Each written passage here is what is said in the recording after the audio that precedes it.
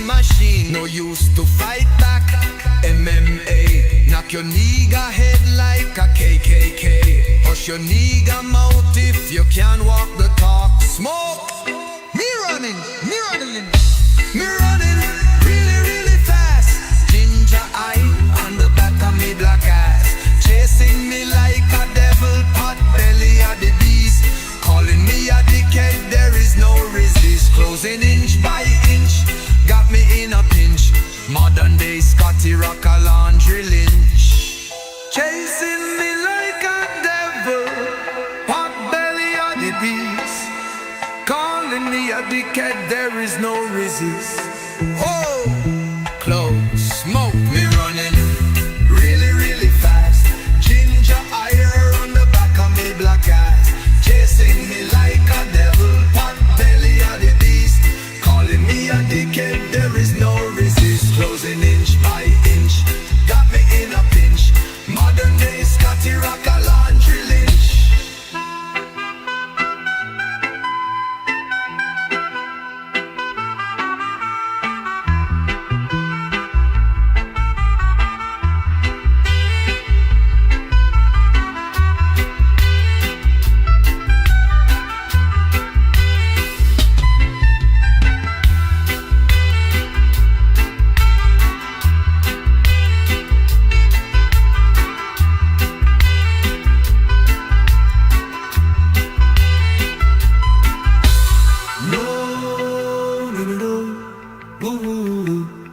Are you in?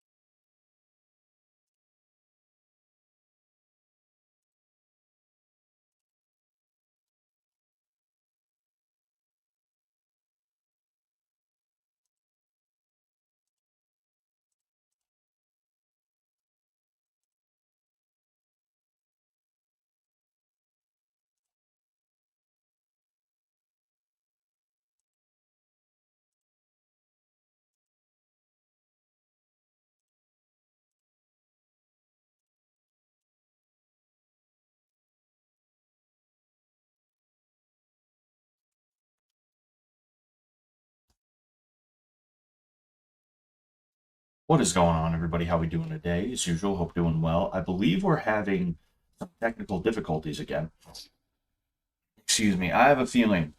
I have a real feeling I need a new condenser, like nothing else. I think there might be an issue with the condenser where it's not like, functioning properly. Just give me 1 second. I'm gonna try one more thing and hopefully everything's gonna go back to normal. But I believe my audio should be a little fucky right now because it's I believe it's utilizing the camera microphone instead of this microphone, which it should be.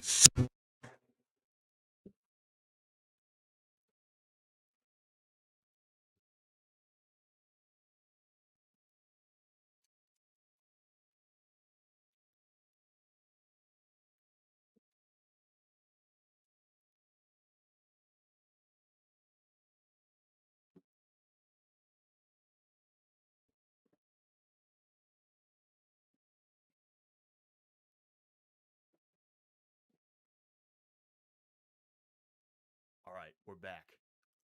We're back, ladies and gentlemen. All right, we're back. I my friend sent me this. I wanted to show everybody. But it's I don't know exactly where it's from. It's Soviet milsurp though. I have a bit of a thing for communist countries as somebody who finds communism to be like, abhorrent and everything like that. I find the culture of these Eastern Bloc countries to be interesting. So when my buddy sent me that helmet, I was like, oh, dude, fuck yeah. But yeah. So that's cool. I got some other stuff I was going to show you guys too, but honestly, as usual, these Tuesday, Thursday streams, I get so discombobulated. I kind of end up in a situation where I have to oh wow, I am really really quiet, aren't I? Yeah, I am still kind of quiet here. I don't know. You know what? Let me see what'll happen if I turn it up just a little bit. I, that should be a little bit better. That should be a little bit better, but uh, what is going on, Jackson Levin? What is going on, Smart Moron? Hope you guys are doing well. Jackson Levine, excuse me. What's going on? Oh no, wrong one, wrong one, wrong one. What's going on, Smart Moron? Hope we're all doing well tonight. Yeah, as I said, these Tuesday, Thursday streams, hopefully they're coming to an end soon. Hopefully they're coming to an end soon. I do have kind of a time frame now, but I've been telling you guys every time I get a time frame, it falls through. And I keep telling you guys that I'm going to be streaming in a new location, and then something happens and I just can't get my stuff over to the new place. So it's been really fucking frustrating. I'm not even gonna bother telling you guys it'll be this day, it'll be that day. That's not even what I'm gonna, I'm not even gonna bother doing that. But the bottom line is I have some other stuff that I'm gonna show you. In fact, I'll go grab one of them now. Hold on one sec. Still here. I'm still here. Yes. Whoa, whoa, whoa, whoa. Okay, that was scary. That was fucking scary. That was that was pretty that was I'm not gonna lie, whew, that was nerve-wracking seeing that happen. All right. Anyway, I got so I've been reselling stuff that I find at thrift shops and antique stores, and just stuff that I can find it just anywhere, right? Anywhere. It's a bit of a hobby of mine now. I love the hell out of doing this. And one of the things that I've been able to sell pretty quickly whenever I put them up on, say, like Marketplace or eBay or some other selling site is knives. And you see, look at this. Oh, of course, now it's good, but you see, this was made by a Finnish dude, right?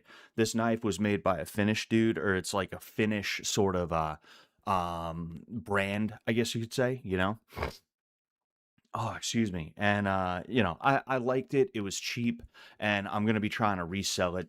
Um, you know, and then this what I'm about to show you here, I'm sad that I'm gonna have to get rid of this thing. I'm sad that I'm gonna have to get rid of this thing. I don't know if you can see, you should be able to see a little bit, but it says Filipinas Victory. This right here is a cookery that was made to what's it called? It was a cookery that was made to commemorate the victory during World War II in the Philippines. So when MacArthur, after he got kicked out a few years later, he returned to the Philippines, and he liberated them from Japanese rule. When I bought this thing, the sheath, or this would be a scabbard in this case, the scabbard was busted. It was busted down the middle, so I had to put wood glue on and clamp it down overnight. And I love the hell out of this thing, man, but I got to get rid of it. Like, for one thing, I'm not a knife kid anymore. A lot of dudes, particularly some of the goobers like I was, they go through like a knife phase where they're like, dude, I just want knives, dude. Dude, I just want to carry a knife. Dude, it's going to be so badass walking around town with this knife. Everyone's going to want to be my friend. Everyone's going to think I'm so cool, dude. Carrying this knife around town like that was a lot of every town has one. And to be fair, I was not that bad. I was not that bad. Okay. But it was still pretty bad, but you can see there's an American GI carving on the handle. And man, I just love this thing, man. I fucking love this thing. Um so yeah, I gotta put a new string. This little dimple right here was for a string so that you could like tie it to something.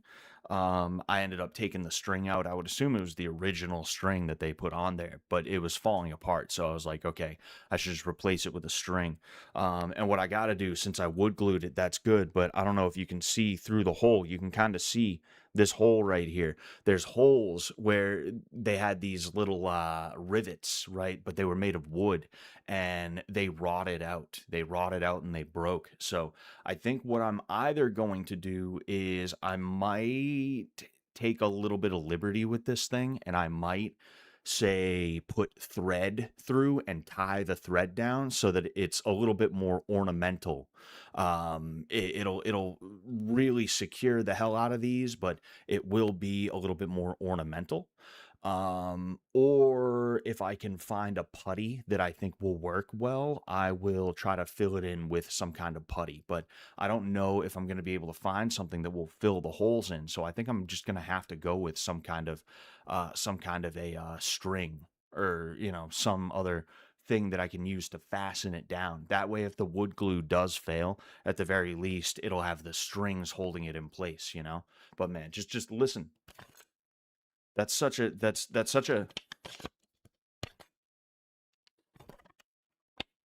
oh, oh. All right, there we go. I was trying to get one without me talking over it or getting stuck.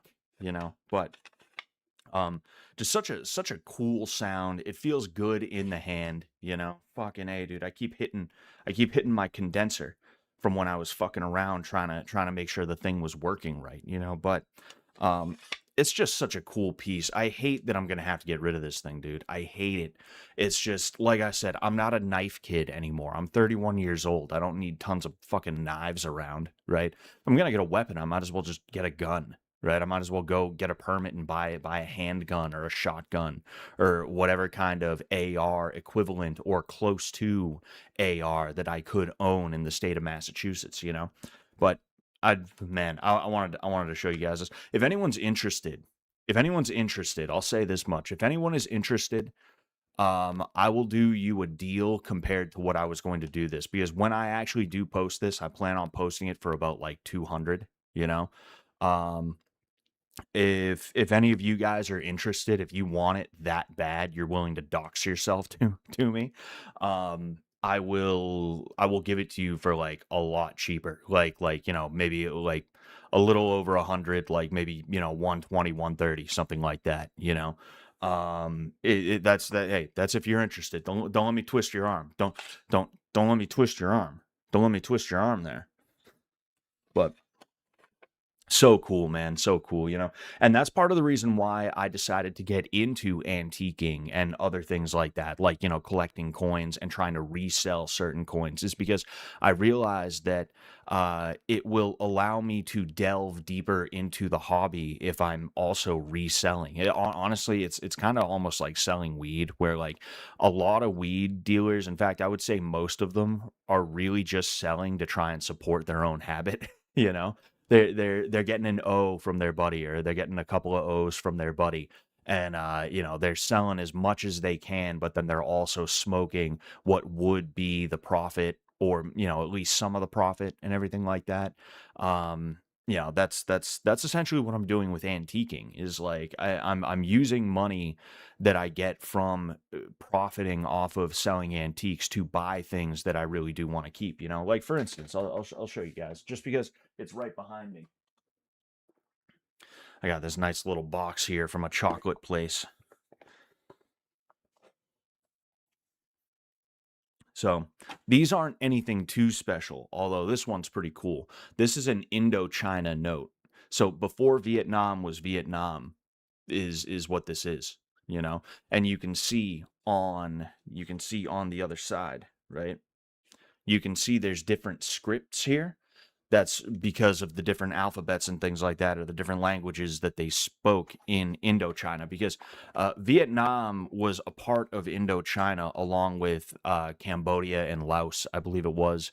I don't know about Thailand, but I do know that Vietnam and Cambodia and I think Laos were a part of Indochina at that point. They were colonized by the French.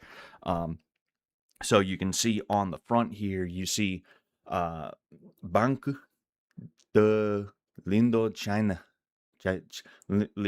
Lindo fucking however you would say that fucking godforsaken language, however you would say it in that language. But and then on the other side you see, more like local scripts and stuff like that. That's mad cool. I saved this because for one thing, I like it. It's a really cool bill. I like the color scheme. You don't tend to see yellow in a lot of places, and yellow and blue is a very rare color scheme. But this is also historically significant. Not this specific bill, but this is a 2014 Ukrainian, whatever they call these things, right? I don't know what they call their money, but the reason why that is significant is because 2014 is when Maidan, or I'm pretty sure that I've heard like Euromaidan and I've just heard Maidan, right? But the bottom line is the Ukrainians overthrew their government in 2014, and that's what led up to what we have today with the Russo-Ukrainian war. So like to have a 2014 Ukrainian bill in mint condition, crisp, that's like, ooh, that's really cool. And then this, I just really loved the hell out of the way this thing looks, and I still do. But like the fact that I'm doing antiques in the way that I am, it makes it a lot easier for me to, uh, kind of scratch that itch of, ooh, I like this bill, I want it, because I'm sitting here, I'm getting bills, like I'm getting like a pack of like 50 foreign bills, right? And I'm only paying X amount for it, so I can profit off of this. Well, fucking A, dude, I keep hitting the condenser. I'm having problems with my condenser, and I keep like right down on top of the fucking thing. It's so ridiculous, bro. But anyway, yeah, it's cool. It's cool. Glad it's working out well for you. This market is difficult. Yeah, I mean, it's working, but it's not working. At the end of the day, like like I've been sitting on a call. Like here. I'm gonna show you something else that I've been sitting on for a while.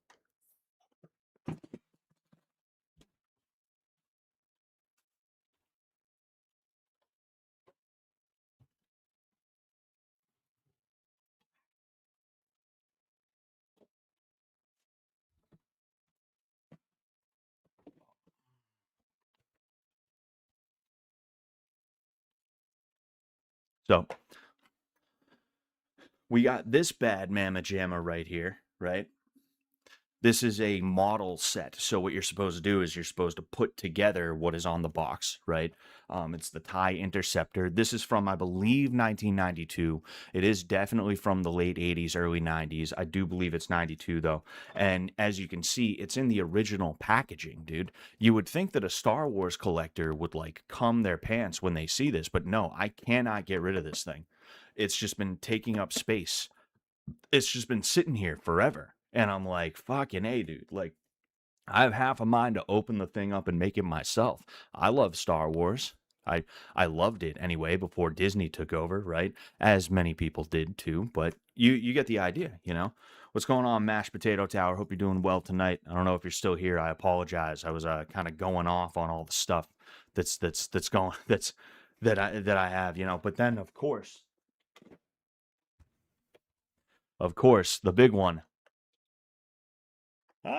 But um yeah, fucking these things right here. I won these in an auction where this dude he had like a smorgasbord of a bunch of different stuff, right? And like these Funko Pops were one of them, and I was like, well, I mean, I could give a fuck about Funko Pops, but I know there is a market for those out there. Maybe I can resell these too.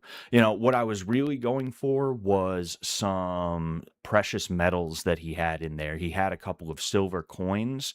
I'm talking junk silver or constitutional silver. So they were like dimes and quarters and stuff like that. He also had some gold back currency, which gold backs are like, they call it spendable gold. It's essentially like if you took gold and you like sliced it so thin you could fit it in your wallet, is essentially kind of what a gold back is, although you should not put a gold back in your wallet. I won that. I got all this stuff for a steal, basically. But like, I am still sitting on some of the shit from this thing, and I'm just like, fuck, I'm tired of looking at this, you know. So it really depends on what you got, what you're selling it for, and who just happens upon your eBay or marketplace or Mercari. I use Mercari as well. Listing, right? It really just depends on who stumbles into what, you know. Man, I love the fuck out of that thing. I love the hell out of that thing. It's so cool. It's so cool. I got some other stuff around too. If I think anything's cool and worth showing you, I'll show it to you. But I'm trying to remember what else I have around that's worth being like, hey, you know. Um,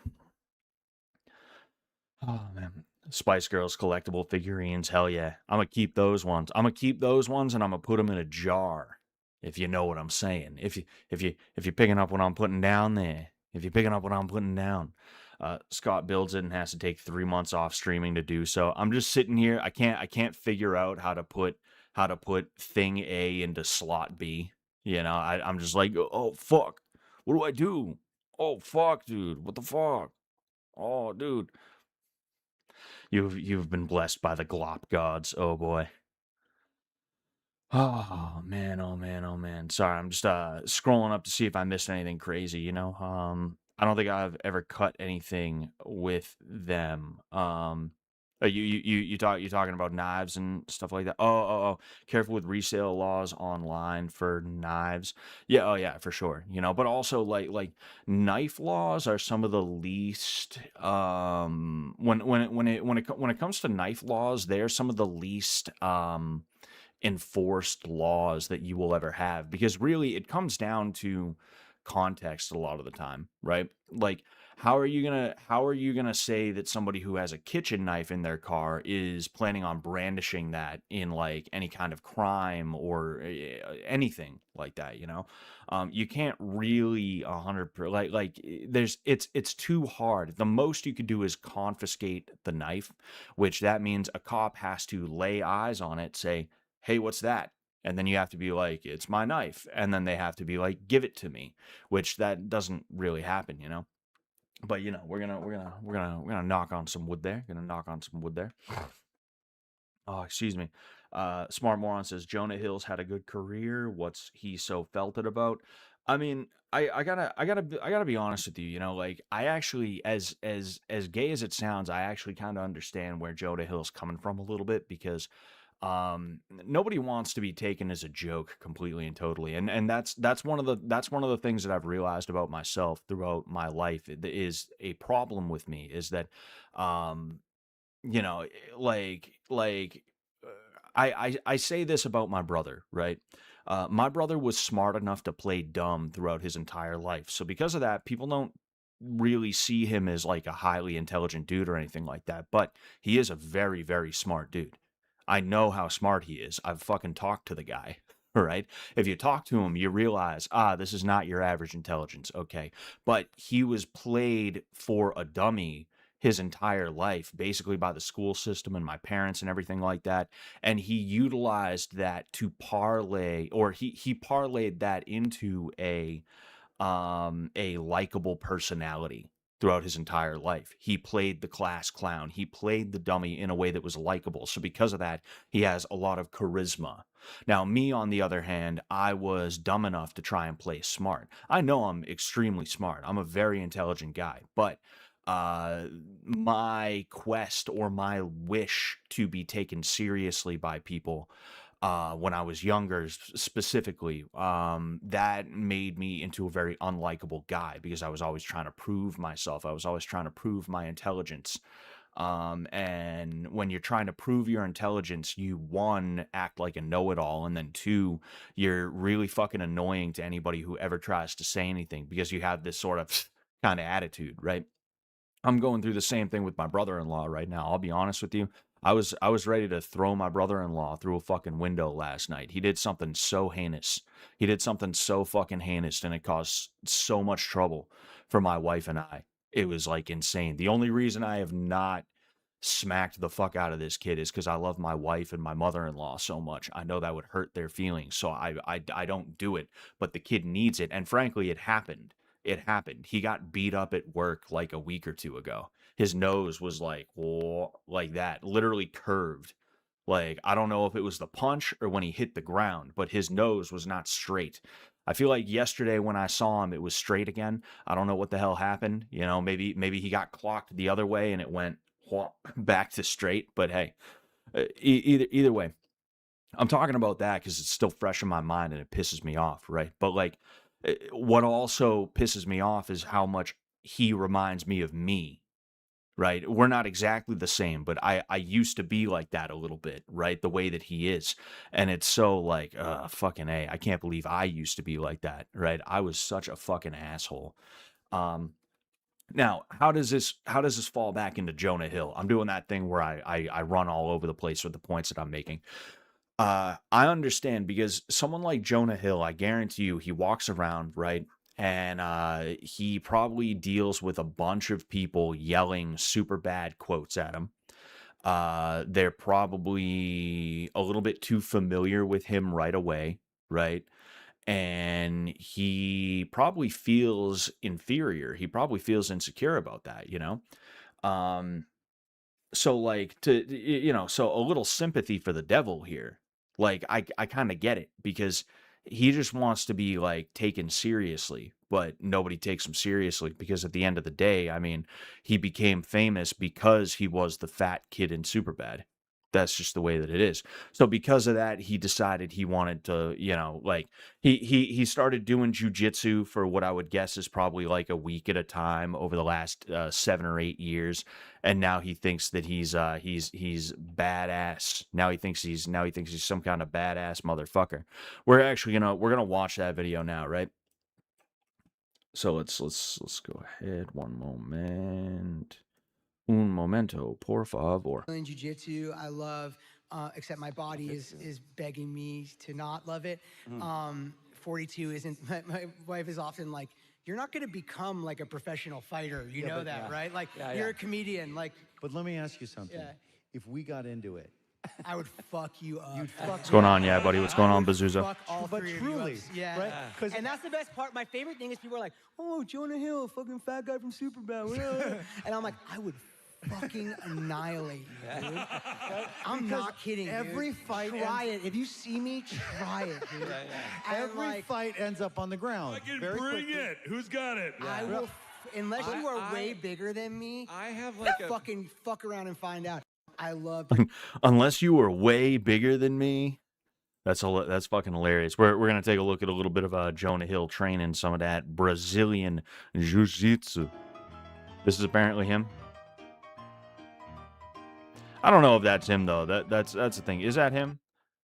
Nah, that can't be Jonah Hill. That can't be Jonah Hill. That doesn't look like Jonah Hill to me. Here, let's somebody said this was Jonah Hill training, right? I don't know if this is actually him or not. I am curious, right? Actually it I mean,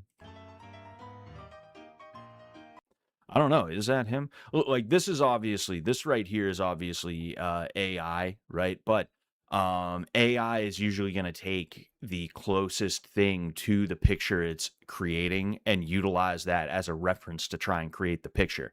So quite literally, the AI that created this picture probably took the original photo, which was the Dustin Poirier "It Gonna Be Bad" thing, and then they probably took the best photo that it could find of, or it probably took the best photo that it could find of Jonah Hill doing Brazilian Jiu-Jitsu and slap it on where Dustin Poirier is, right?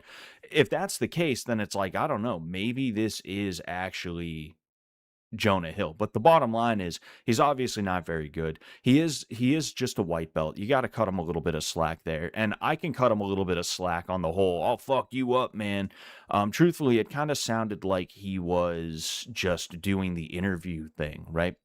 you do have to kind of play a character during an interview. This is one of the reasons why PKA, especially the earlier appearances that I made, I was not the most popular guy because I didn't have a lot of humor to me when I was on PKA because I was just kind of like nervous and stiff and everything like that. You got to be able to humor, you got to be a little, over the top and all this other stuff. But overall, yeah, like Jonah Hill, you can, removing the sympathy for this devil, you can just see this dude is like cracked out. He's definitely like a wackadoo motherfucker. Just the way he looks, he looks and dresses like he still is the fat kid from Superbad. It's like the only thing that changed is literally that he just lost a little bit of weight, and he's the exact same guy. He's the exact same like fashion sense, like everything. It's insane. He looks like he should be 60 pounds heavier.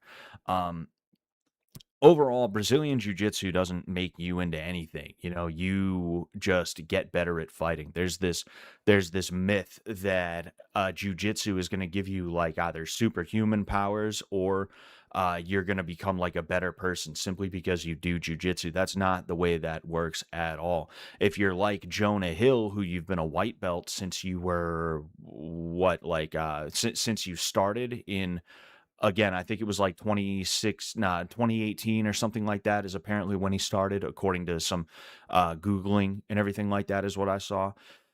If you're just going to go like once a week or like once a month or once every 6 months or something like that, I mean, I guess you'll get a little bit better, but you're not going to get noticeably better. And you're going to you're going to stay on that plateau, right? Um, the only way you're going to get better at anything is by putting in effort, energy, and like real thought into it, whether it's becoming just better, like calmer,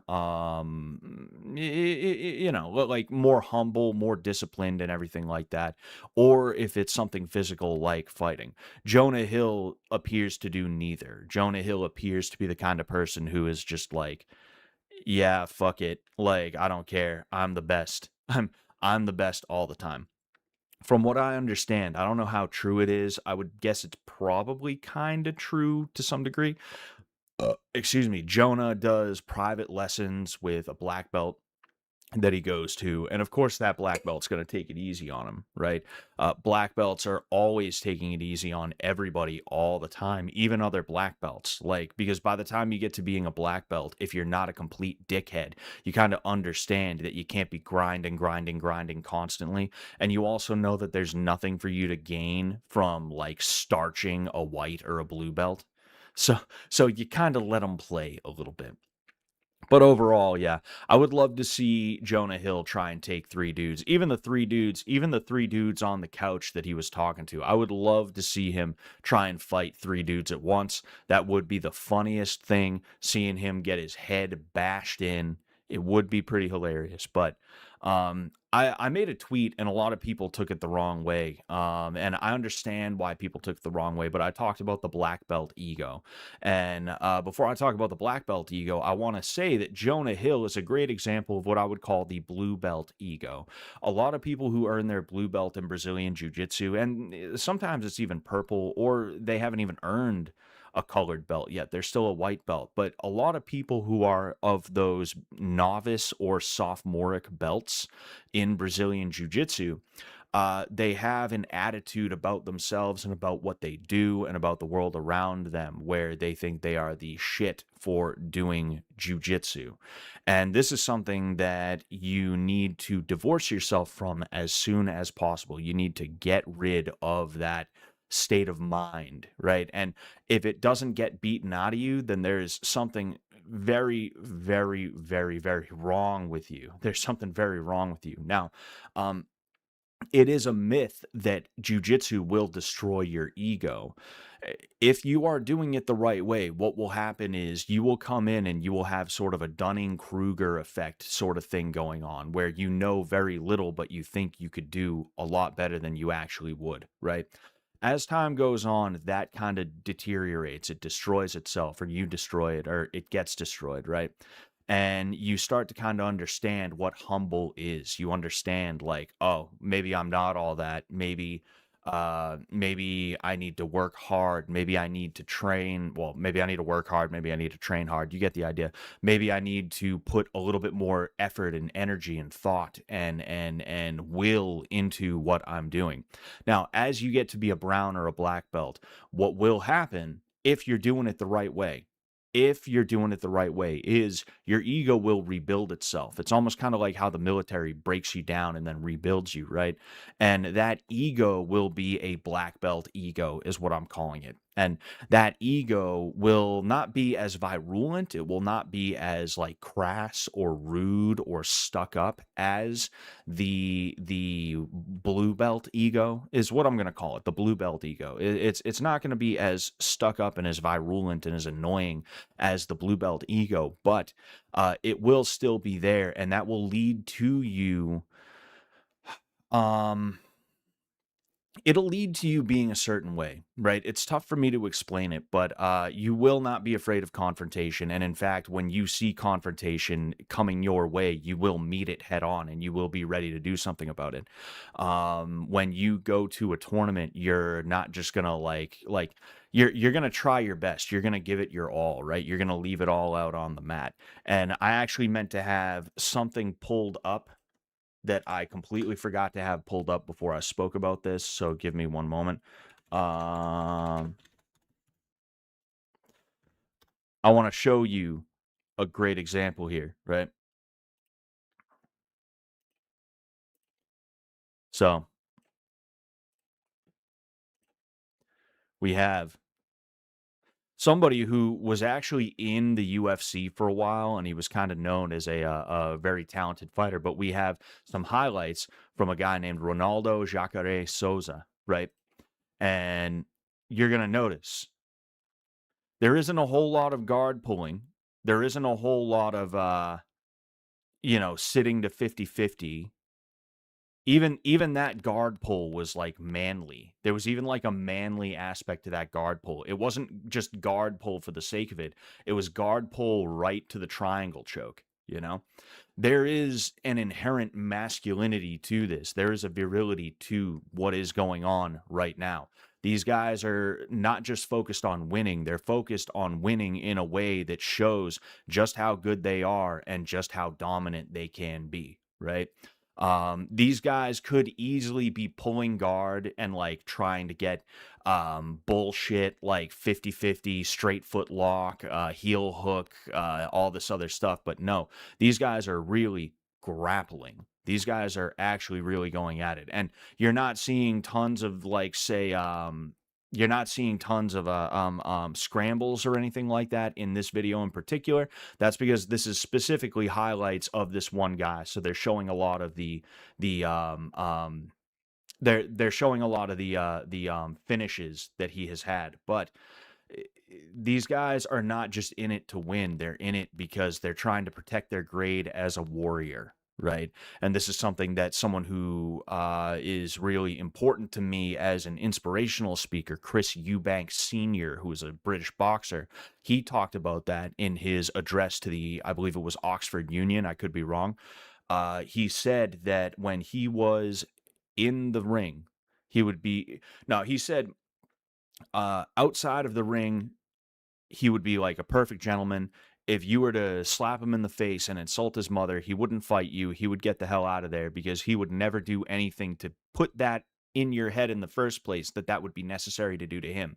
So in his mind, the way he's looking at it, he just needs to get out of there. There's no reason for him to throw hands. There's no reason for him to do anything to you in that moment. I mean, look at this. Look at this. This is a great example, right? You see how hard he's fighting out of that, right? And he got out of it. That was a fully extended armbar at that point, and he got out of that. But anyway, Chris Eubanks Sr., right? In fact, let's look this up, right? Let's look this up.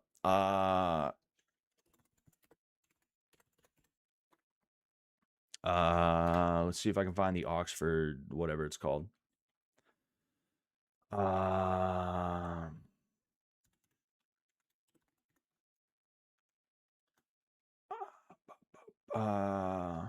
Okay. Oh no, wait. Did I say? Oh, it's Chris Eubank Jr. Excuse me. I've been calling him senior, but I wanna see if I can. If you can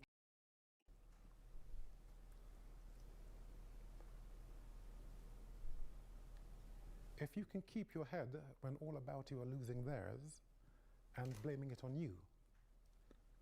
If you can trust yourself when all men doubt you but make allowance for their doubting too. If you can wait and not be tired of waiting or being lied about, don't deal in lies.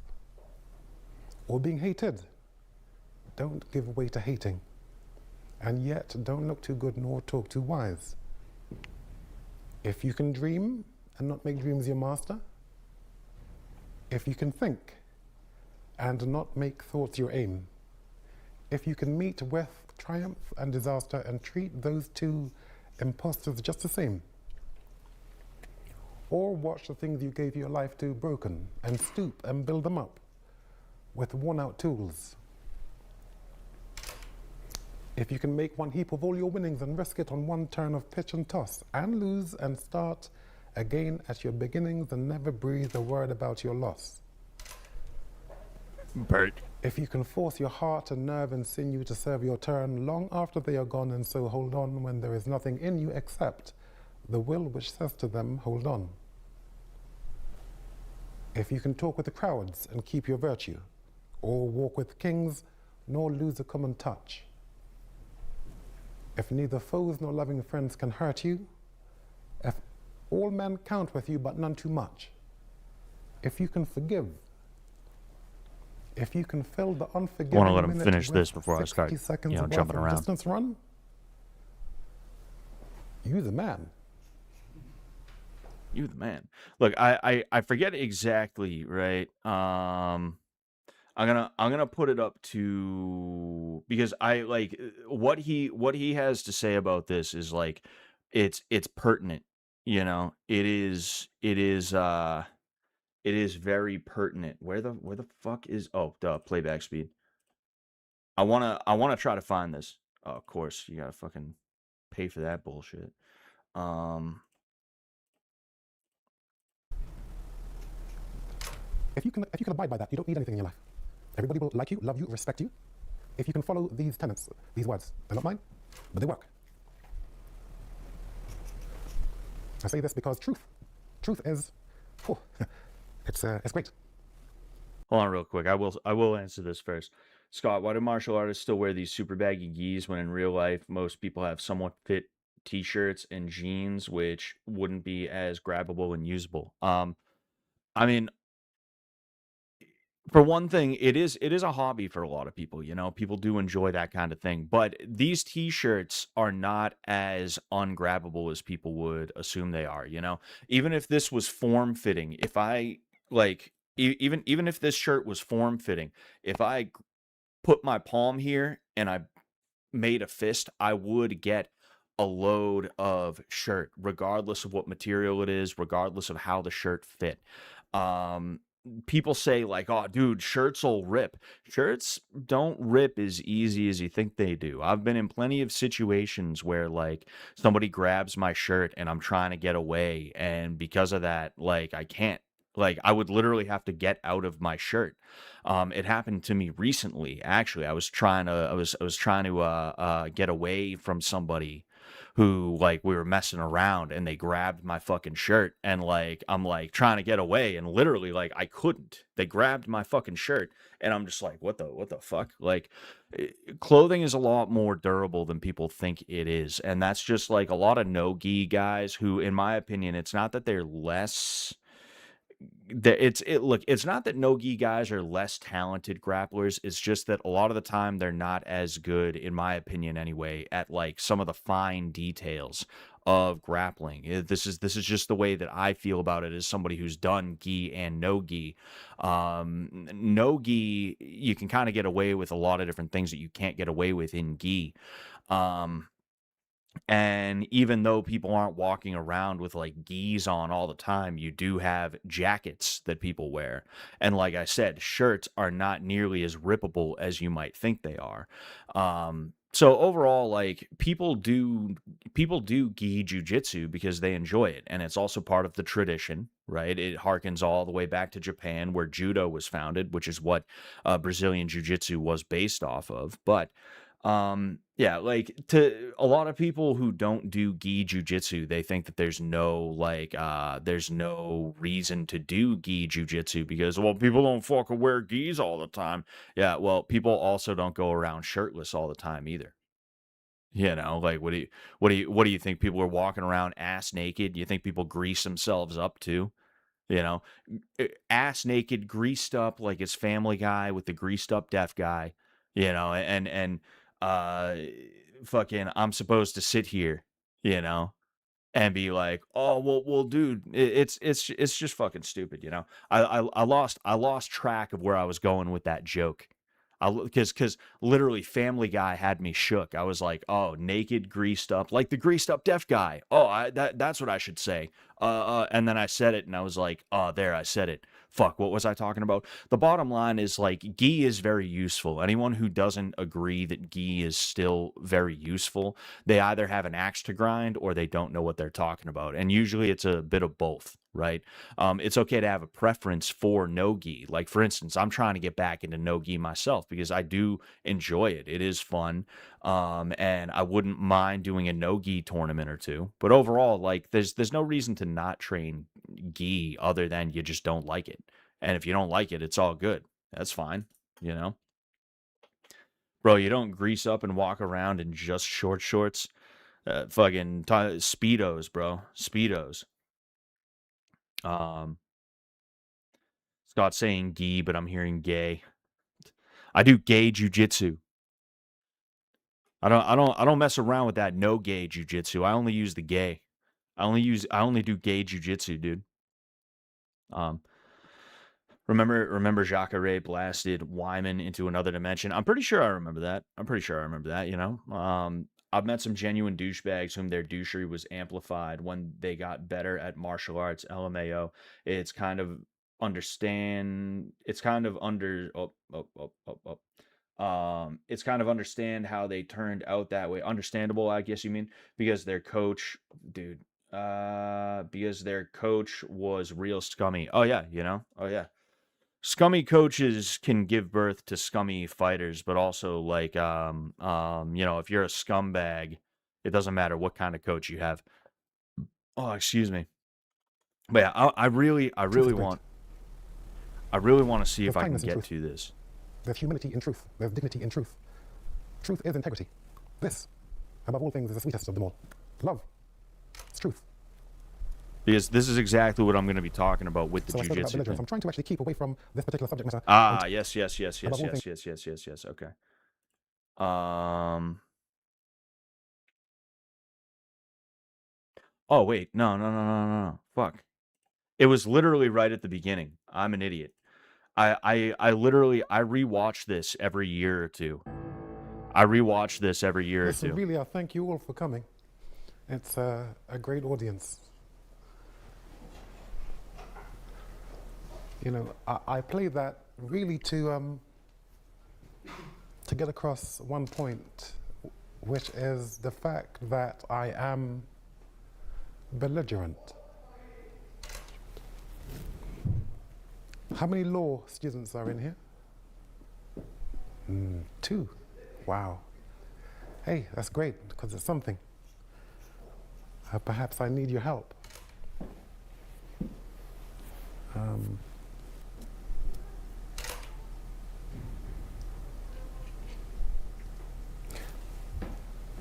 My belligerence is intelligent. I fight to win. And if I can't win, I don't fight. If you should slap me in my face and disrespect my mother, God bless her, I'm not hitting you back. I will not resist you. Because you must be a fool, because I'd never give you reason to hit me. I'm not coming down to your level. So I will not fight the incorrect fight. Yes?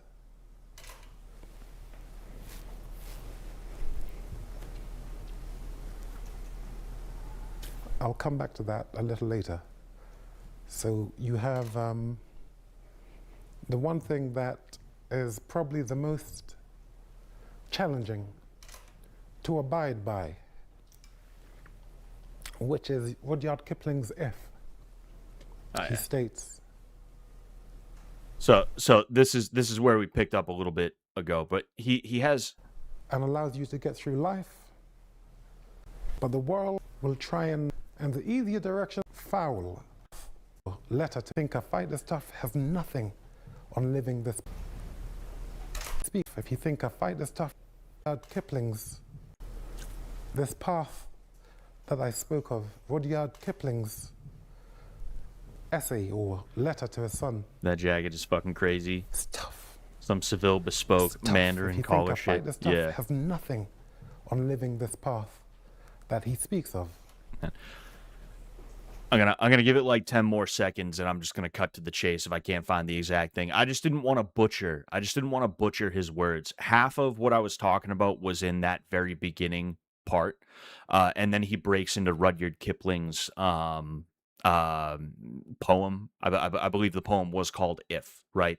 And that's where we popped in at first.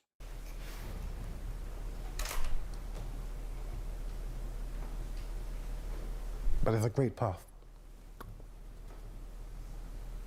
You live by this path, you will not do drugs.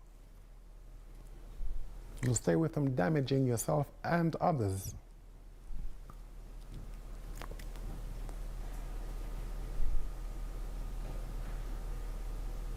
It also, I suppose, indirectly teaches you to be considerate. Teaches you to be kind. To be considerate and to be kind is it's tough. It's really tough.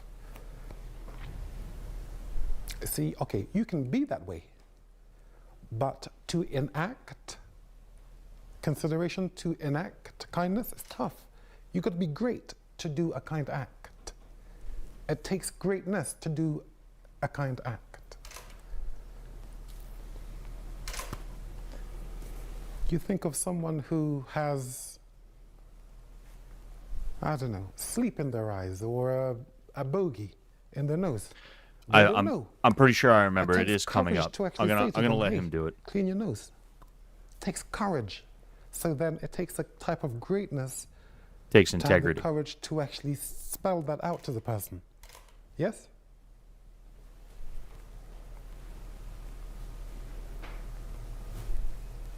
If you should notice that someone is intellectually bullying another, it takes great courage.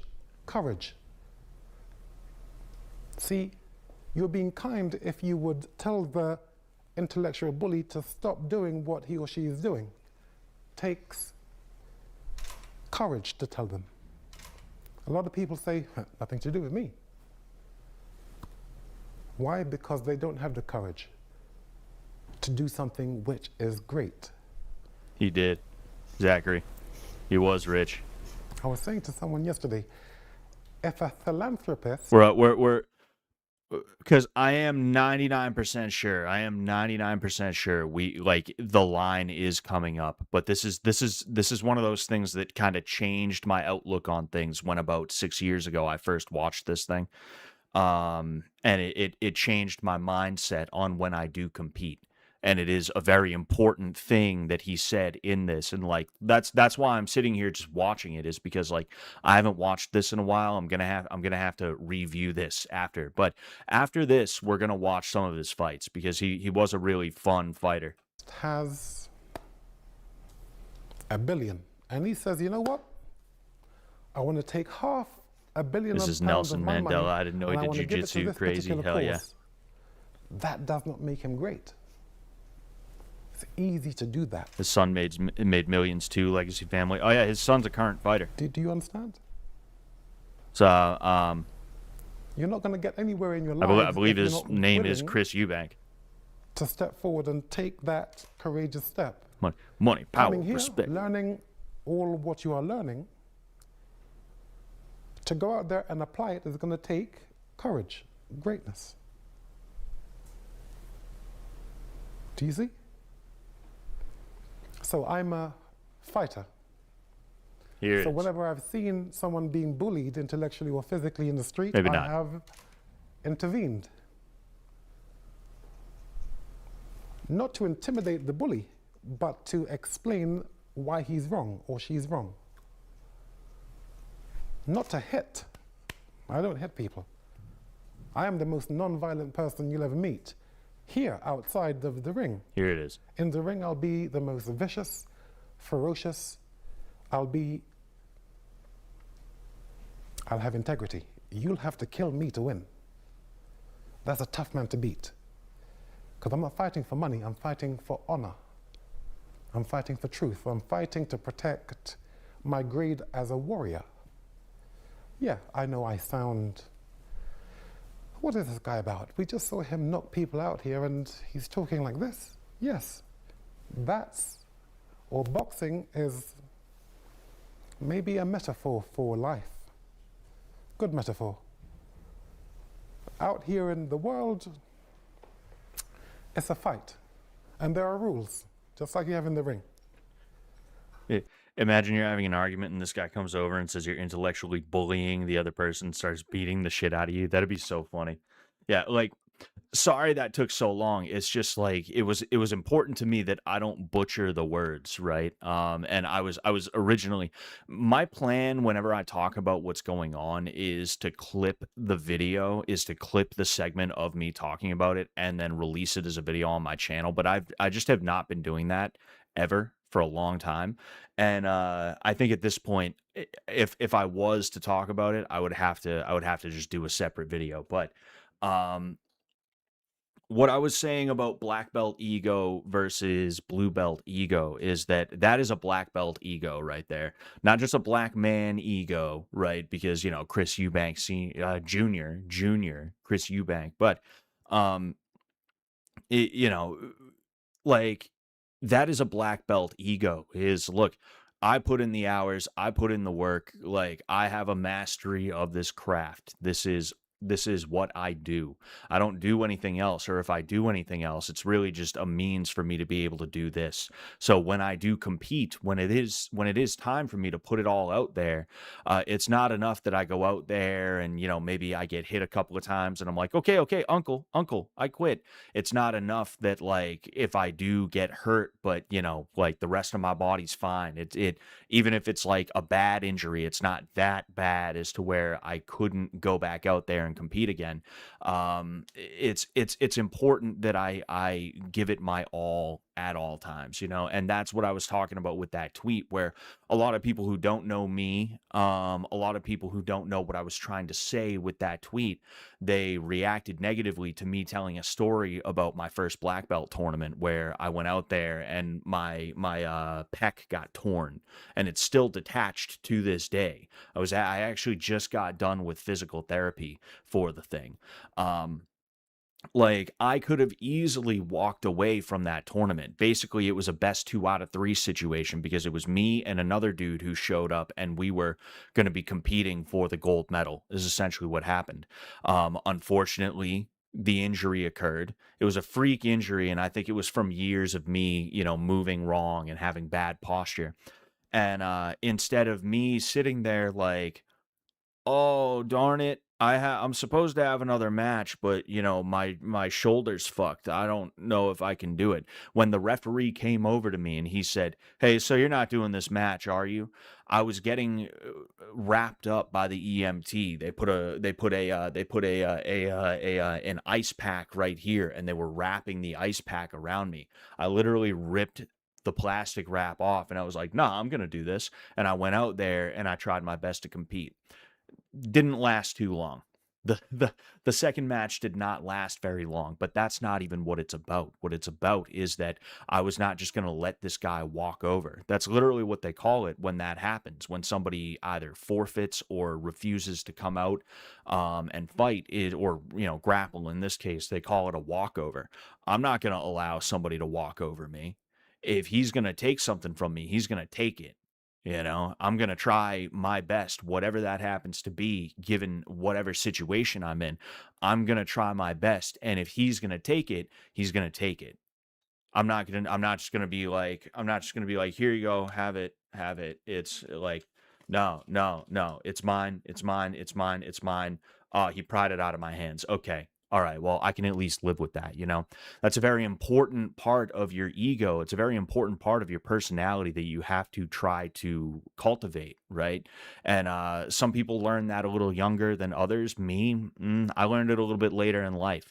I think around like 24, 25 is when I really learned that, right? Learned to be that way. But like I said, part of it was that Chris Eubank talked about his outlook on fighting in that way. And you know, like I said, it changed the way I view things. It changed my life in a certain way, you know, and because of that, I love Chris Eubank. I would love to meet him someday, but what are the odds of that? Then again, what were the odds of me meeting Sam Hyde and all these other guys too, right? Never say never. But you know, Chris Eubank means a lot to me. Some of the things that he has to say. He's definitely out there. The dude's definitely out there. Definitely, he can be a bit of a bullshitter sometimes, but like, it's kind of easy to tell the difference between the bullshit and the real, you know, when he's just kind of dicking around versus when he's actually trying to like make a point here, even if he didn't write anything down and he's just kind of flying off the cuff. He's just trying to talk about like, hey, like this is what matters to me, you know. um Win, lose, or draw, you never really lose 100% if you left it all out there and you did everything that you were supposed to. You know, even if you're disappointed in the result, at the very least, you can say that you went out there and you went out on your shield, you know? And as a black belt, I don't think you can afford to do anything other than that. And if that's going to be the way it is, then you shouldn't compete. You shouldn't be in a situation where there's anything on the line, because like what you're going to be a black belt that like, oh, I stubbed my toe. Okay, I quit. Like, nah, fuck that, you know? I learned that from watching every black belt that I ever trained under. Dudes going into tournaments with injuries or MMA fights with injuries. Dudes getting injured in their tournaments or their MMA fights, you know? I don't even consider myself to be special compared to those guys. If anything, I'm just trying my best to follow their example. I'm not even trying to blaze a path, you know? I think excuse me. I think those guys are probably tougher than me. A lot of these black belts that I saw coming up, you know. Um, but yeah, that's just the way that I feel about it. You know, that's just the way that I've seen it for a long time, and it really was life changing. I want to see Chris Eubank. I don't know who, because I don't want to watch like an hour long fight or anything like that, right? I don't need to see an hour long fight. Um, but you know, we'll see about something, because like literally Chris Eubank versus Dan Sherry, 1 hour 2 minutes and 3 seconds. It's like, yeah guys, I don't know, I don't know. We'll watch some of his early fights, I suppose. You know, I feel like that's probably the best way to do it. Oh, he fought Joe Calzaghe. Joe is that how you say that fucking guy's name? But um Steve Collins. He fought Steve Collins, and Steve Collins beat him. I remember that because you know, there was a Steve Collins is an Irish dude, and he just came out every fucking round. We'll watch a little bit of Steve Collins, right? We'll watch a little bit of Steve Collins versus Chris Eubank, but we'll watch his first fight. Oh boy, look at this fucking guy. Look at this fucking guy right here. I wonder who the hell that is. Jonah Hill is never going to be in a movie ever again. Yeah, I mean, I feel like he was probably like semi-retired. Like, when's the last time you saw Jonah Hill in a movie? I remember seeing, I didn't see this movie. But I do remember seeing that he was in a movie with Eddie Murphy, and it was one of those like white dude dates black daughter things, and Eddie Murphy was the dad in that. And I remember he was like, so what do you do for work? And he's like, I run a podcast. And he was like, that's the most white boy shit I ever heard. And it's like, yeah, white boy shit. Yeah. Jonah Hill, the white boy. Yes, totally. Mm-hmm. Yeah. I wrote on my dry erase board, if you're not willing to go too far, you'll never go far enough. Yeah, I mean, hey, if that's you know, if that's what you know, if that's what it takes, that's what it takes, you know.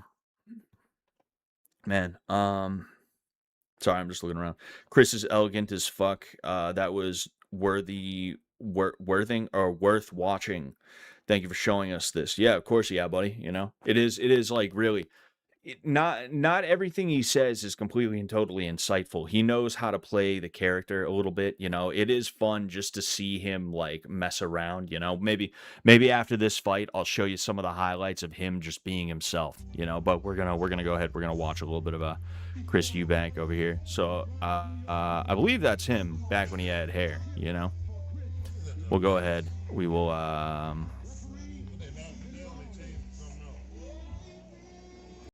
there we go. So Tim Brown versus Chris Eubank.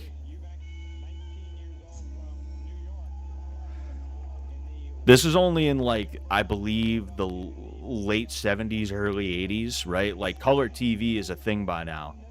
But the fact that somebody got this on videotape and then is recording a TV or maybe a laptop through their phone instead of, if this is a laptop, that's even worse, because it's like, why don't you just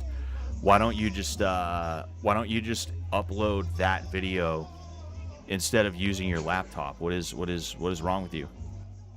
I'm gonna go ahead, I'm gonna put this down just a little bit so you don't have to hear crazy, you know. Jonah Hill, you ain't fucking my daughter. Yeah. You know, that's one of the things I can appreciate about Eddie Murphy, is that if you look at a lot of his stuff, he is like very non-hateful. Like, you can see a lot of different stars and stuff like that where, like, it's pretty clear they have something against white people, but Eddie Murphy, like, clearly never had that issue with white people. And because of that, I'm not insulted when I do hear a line like that from him. It's like, oh, well, Eddie Murphy gives it to everybody, and he has plenty of white people in his movies where he's, like, friends with them, and they're not just caricatures, you know? They're actually good dudes, good women in the movie. So it's like, hey, you know, it's fine by me. You know, Eddie Murphy seems like he's probably a good guy. Eddie Murphy made his money from white audiences. Yeah, I mean, very true. As do most black entertainers and black everyone. You know, like, hip-hop never would have been as popular as it was. It never would have been even a tenth as popular as it was if it wasn't for white audiences. Like, you can say it's by black people, for black people, but what, like, black people in the modern day are 13% of the population of the United States. I mean, what's 13% of 300 million? That's not even a million. I guarantee you. 300, 1, 2, 3, 4, 5, 6 divided by 100 equals, that's 3 million times 13. Okay, so that is 39 million. I was mistaken about that. That's a sizable amount of people, but it's not a sizable enough amount of people as to where that's going to dominate the airwaves and dominate pop culture. That's not going to happen that way, you know. It's just not the way it happens. But yeah, this was, it's, you know, this was kind of a bad fight to pick, I feel like, because I can't even tell who's who, truthfully. I don't know who's who, you know. That could be Chris Eubank right there, but I'm not sure. That's annoying. We'll watch a little bit of the you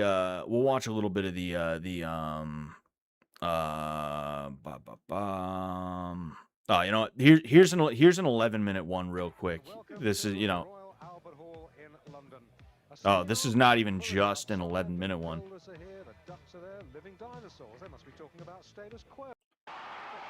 Oh man, that's wild. This was a very quick knockout. So yeah, here's Chris Eubank with noticeably less hair from the first fight. We'll watch a little bit. Can't make money from an audience with no money. Yeah. Oh yeah. You know, like you need a majority, even if it's just like a very slight, like a bare majority, meaning like, oh, 51%, 55%. You need a majority that is big enough as to, or you just need a majority if you're gonna have something dominate the airwaves. Of course. Oh, bada bing, and he is trying to swim through the air right now. Let's fucking A, dude. I did not expect that. I've never seen this fight, so I didn't expect what we were about to see. You know what? He set that up with the jab to the body. He went jab head, jab body, and then he level changed and bang right over the top is what happened, you know?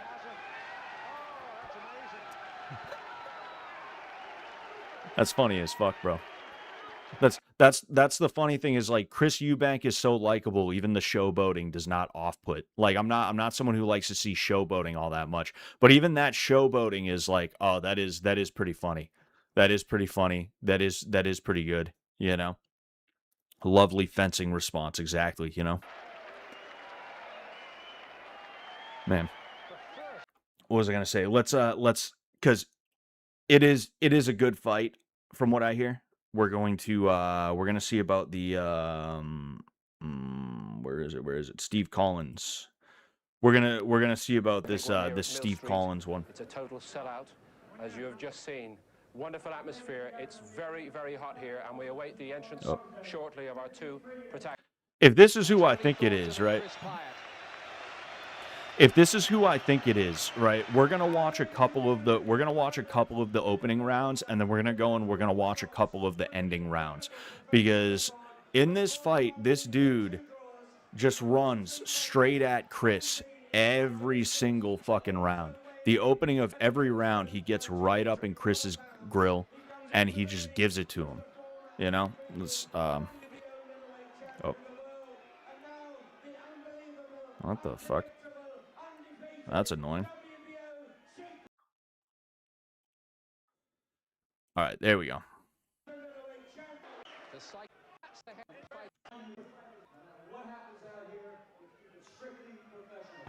It's like he's Scott. What were those Asian chips or whatever you posted? I have them right here. I'm not gonna lie, these were not that good. I was not impressed with them. But they were supposed to be like beef flavored potato chips. They were Lay's. You know, they were not that good. I'm saving them for the wife.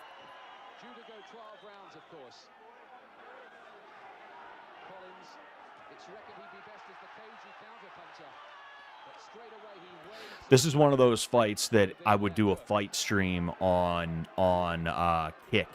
I want to do a Kick exclusive stream soon, and I'm thinking maybe I'll start a playthrough of Fallout 4, because I realize I should probably have played Fallout 4 by now for you guys. You know, that would have been the thing that I should have done. I just had Lindt strawberry matcha Dubai chocolate. It was very weird but good. That sounds crazy.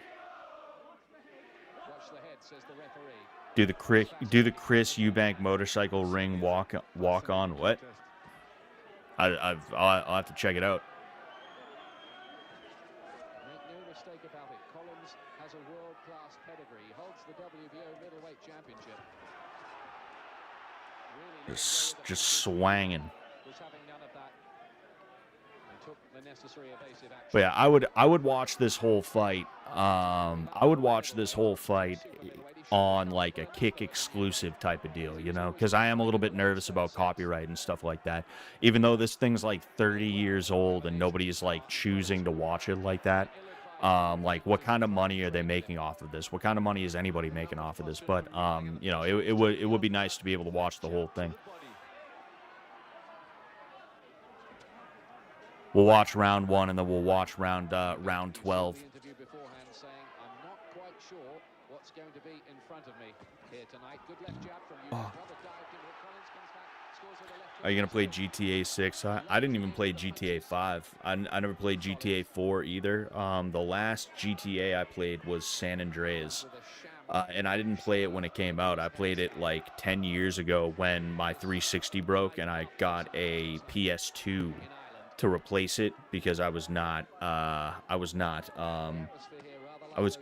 rich enough to afford a 360. All right, I wasn't rich enough. Okay, all right.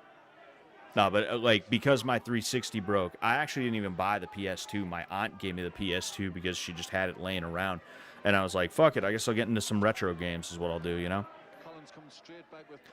America does get all the good snacks. I gotta do shit ad hoc elsewhere. Yeah, I mean, we have some really good snacks. We're a snack culture, but like, I do see a lot of cool shit elsewhere, and it's like, why can't we have that here? You know, Like if you watch my wife and I used to watch travel YouTubers, and we would see dudes who like they do videos where they're like, oh, surviving on 7-Eleven stuff all day in Japan, 7-Eleven Japan, and like just the stuff that they have at 7-Eleven Japan is insane, you know? Look at that. We're gonna look up a little of oh, that's 30 seconds left in round 12. What was I gonna say? But yeah.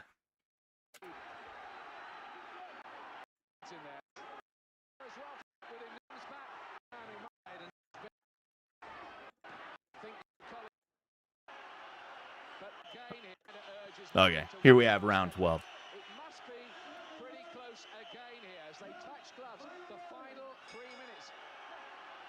But one thing strikes me, try telling this big Irish crowd that Collins is not ahead. But the press, or a few of them anyway, think Eubank. You see, like Eubank loses this fight. He actually says, like, yeah, I lost that fight. I didn't do enough, you know. Collins wins. He won that fight. He did more than I did. But, like, you can see this last round, Eubank, instead of coasting like a lot of people do, you see how he's moving forward. He's like, nah, I'm getting in there, and I got to do something about this, you know. That's like, that's exactly what I'm talking about with that, you know.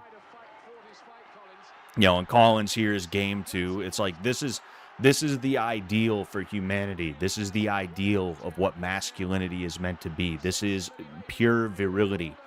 And for you to see something like this and not be like in awe of it, in my opinion, there's something wrong. And I'm not saying you're a bad person, but I'm saying, like, if you can't appreciate this, what we're seeing right now, right? We didn't even watch the whole fight, but we know it's been 11 rounds up to now.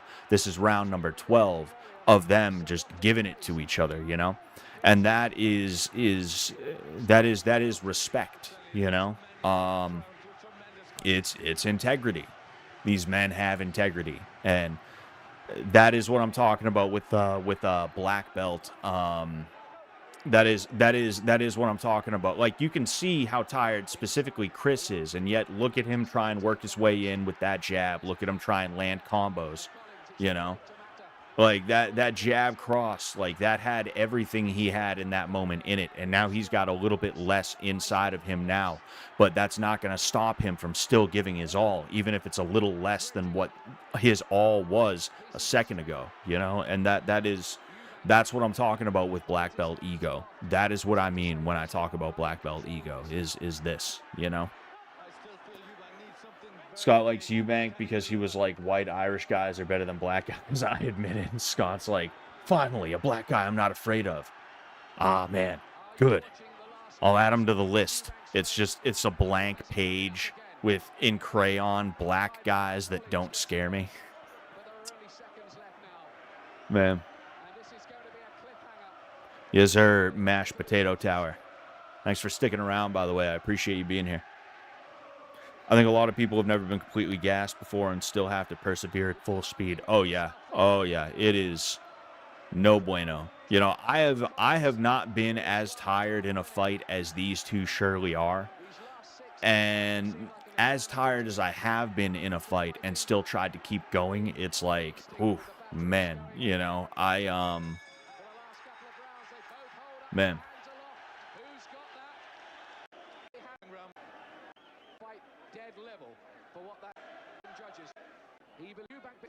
We're gonna get the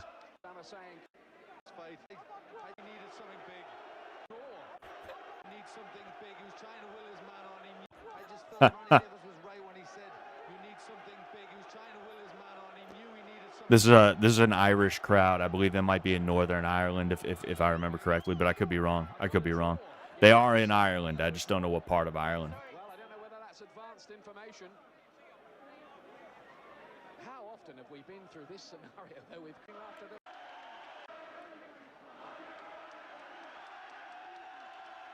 this? That shit takes crazy endurance. Mad respect to them. Yeah, and that's exactly what I was saying. Is like I've probably not even been half as tired as those guys were in that 12th round, and yet like as tired as I got in the couple of fights where I did gas, it was like whoa, man, oh man, you know. Sensible here, whatever the judges have come up with. We're going to get. Oh, we got it.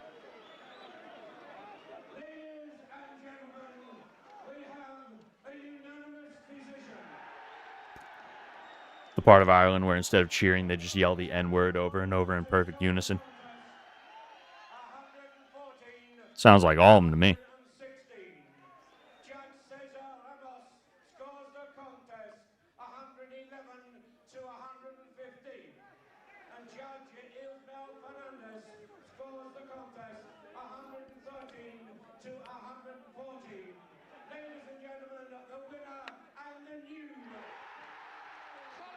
Hmm.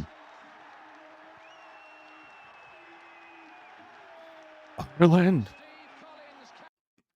But yeah, like that last round was very good. You know, you could see Eubank had like nothing.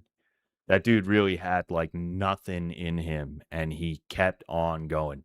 He just kept on going, you know? Ooh, excuse me. Let me yeah,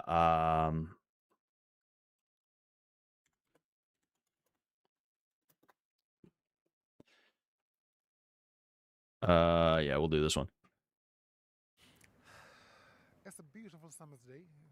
The breeze is stupendous. Oh, I'm fine as well, thank you. Well, whoop-de-doo. That was, well, fat, P-H-A-T, pretty hot and tempting. Training day, so this is simply a car crash. He dresses like this everywhere. He dresses in the suit, the dress shirt, excuse me, it's always skin tight, and he's got the whatever it's called.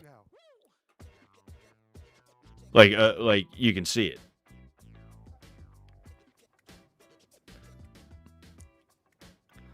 Well, he's got balls, I'll give him that.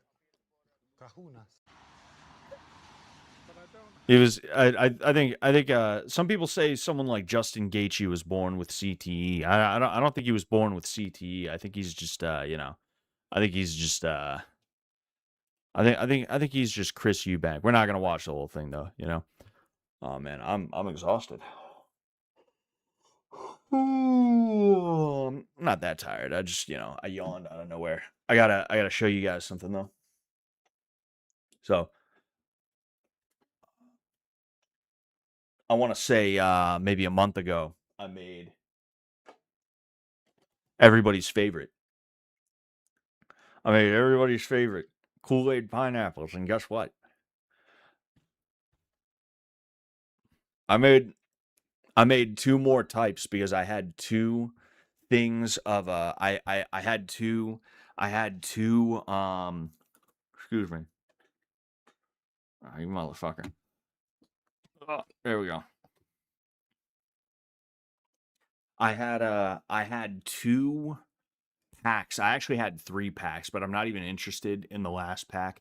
I had 2 packs of Kool-Aid left over, and I was like, "Fuck it, let's make some more pineapples because I might as well, right?" So we're gonna try them now. It hasn't been 24 hours. You were supposed to let them sit for 24 hours. And it's been closer to like 12, maybe, yeah, no, it's been over 12. It's probably been like 15, 16 hours, you know. I have to say though, you know, I am liking how these came out.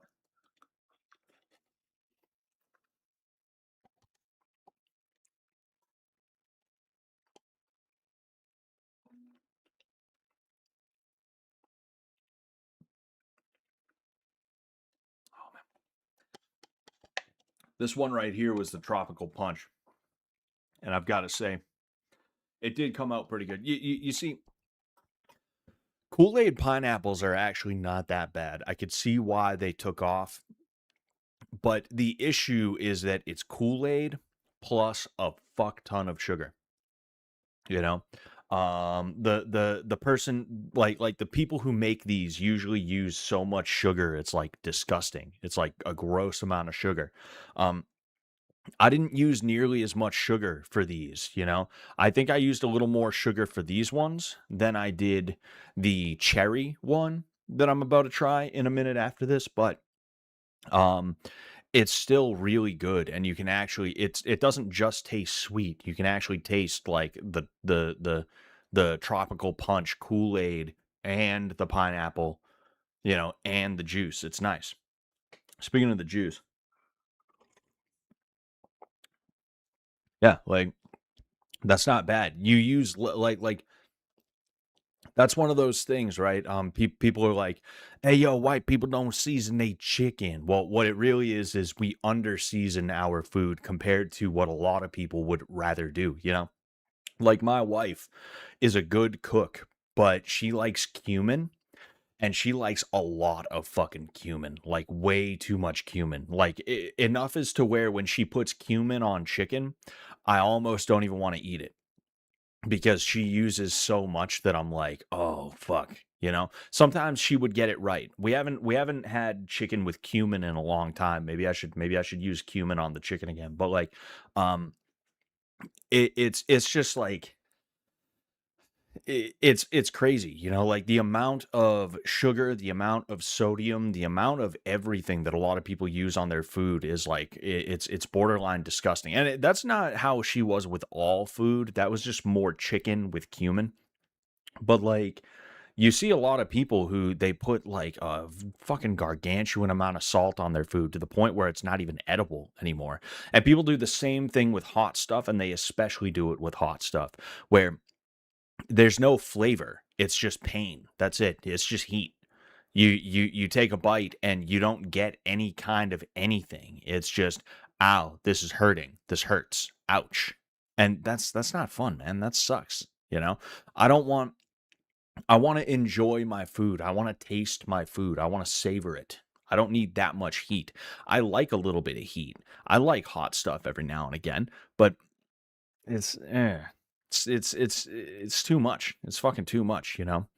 Had enough of that shit. Scott, I can't believe you're falling for the TikTok memes. This TikTok meme is pretty good, you know? Eat an ungodly amount of black peppercorn. Bro, that's basically what people do, you know?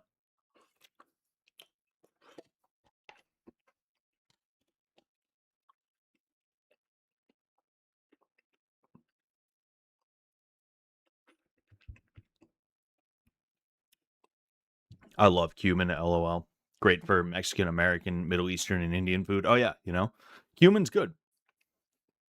Excuse me.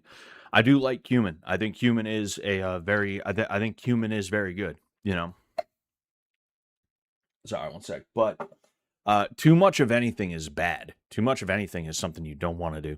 You should try pickled turnips. I'd probably try pickled turnips. You know, I like different stuff that people would consider to be weird. Like for instance, I think I mentioned last week too. Tonight I had chicken hearts. I had I had a burger, I had chicken hearts, and I had some noodles on the side. Is what I did. That was my carb for the night. But um, I did, you know, like I did a burger without a bun. I basically ate it like you would a steak. I just, you know, cut it up into pieces, and I ate it. But then I did chicken hearts as well. That was almost like a side dish, and you know, it's really good. If you can get over chicken hearts, definitely do it. It's very good for protein. Chicken hearts are such a good source of protein because it's all just lean muscle. The heart is a muscle, you know? And the texture is interesting. It's got a bit of a bounce to it, and I like food that has a little bit of a bounce to it. Meat that has a little bit of a bounce. Um, you know, that's why I like lamb and stuff like that. It's a little bit gamey, but if you cook it right, it's not terrible, you know? All right, so here right here is cherry. We're gonna try cherry. All right.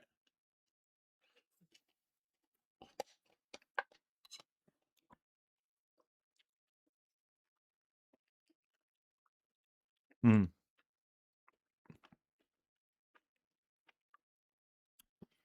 You know, the cherry's not bad, but I don't like it as much as the other two.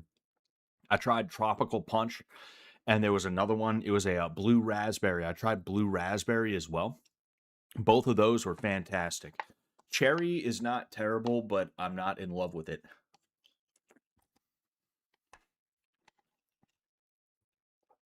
We'll try a little bit of the juice in a second. Uh-oh.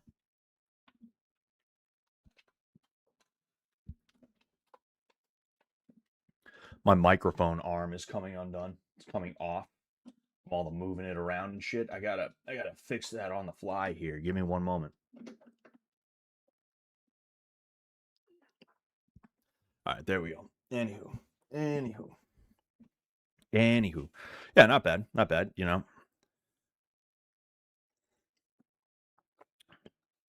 The juice is not terrible either.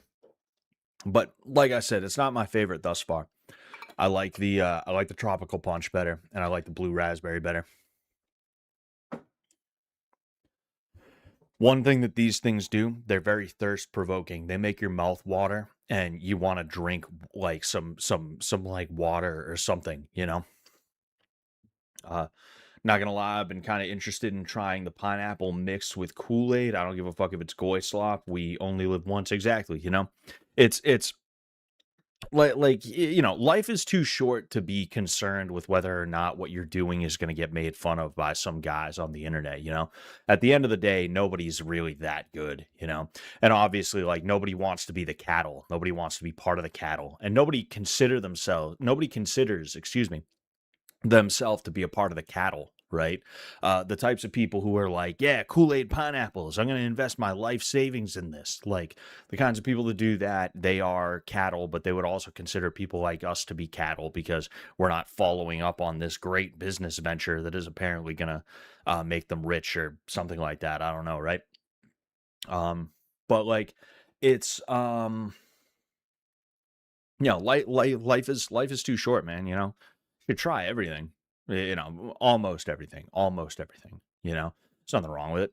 Fucking what I would do, honestly, if I would sell these by the pineapple. I would sell these by the pineapple instead of the jar. I would make a couple of different flavors and I would stick skewers in them, and I would sell them by the pineapple for, like, you know, like $2 or $3 a pop is what I would do, you know, if I had a concession stand sort of deal that I was doing. That sounds like that would be a great idea.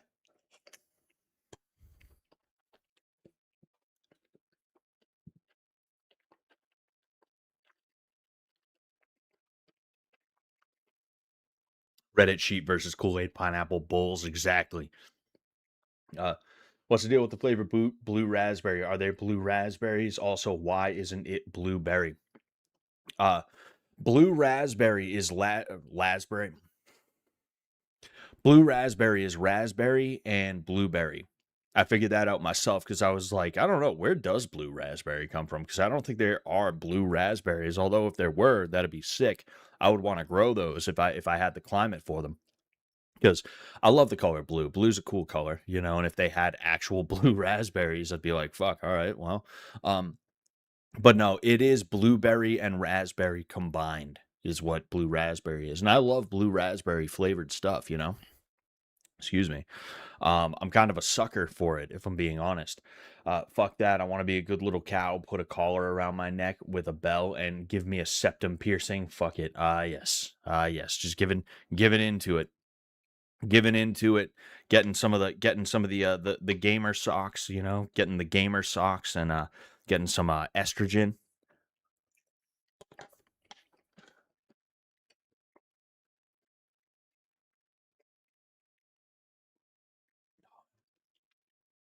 How does it actually taste? What are you talking about, Blitz comment? You talking about chicken hearts? You talking about the Kool-Aid pineapples? Because the Kool-Aid pineapples are tough to describe. There is like a refreshing quality to them. It is pineapple, but like, it's just pineapple and you get a large hit of whatever flavor of Kool-Aid you put in there. You know, it's very, very, it's almost like electric, you know, the feeling when you start like eating it, you know, it's just like, it's a little strange. Um, plants can't be blue, really. It's complicated. I had porcelain berries growing, but they're invasive and you can't eat them. That is annoying. Very nice to look at, though. You'll be wearing the programming socks soon enough if you want to get into cybersecurity, Scott. Oh, yes, the program. That's what they're called. I thought they were called the gamer socks, but no, they're called the programming socks. Yeah. Excuse me. I actually started on Network Plus recently. I'm a little over a quarter of the way through the Network Plus course that I'm taking right now. And I think that's going to be good because when I get Network Plus, I can at least focus in on the networking skills that are going to be required for cybersecurity. And then also, I'm on the lookout for real world opportunities to flex any kind of cybersecurity skill that I can flex, or that I can get practice with, Like I'm gonna see if I can utilize open source intelligence gathering methods to try and track a guy that tried to hack my Twitter the other day. He tried to do a phishing scheme, and I used a fake Twitter that I don't care if it gets hacked because it's literally just a lurking Twitter. I don't even follow anybody on it, and I used that and I typed in the info, and sure enough, I got my shit hacked. And then I got the account back, luckily. And then as soon as I got the account back, this guy is hitting me up like, hey, you gotta do this. Remember to do this. Basically, this guy hit me up saying that he was in the running for a podcast.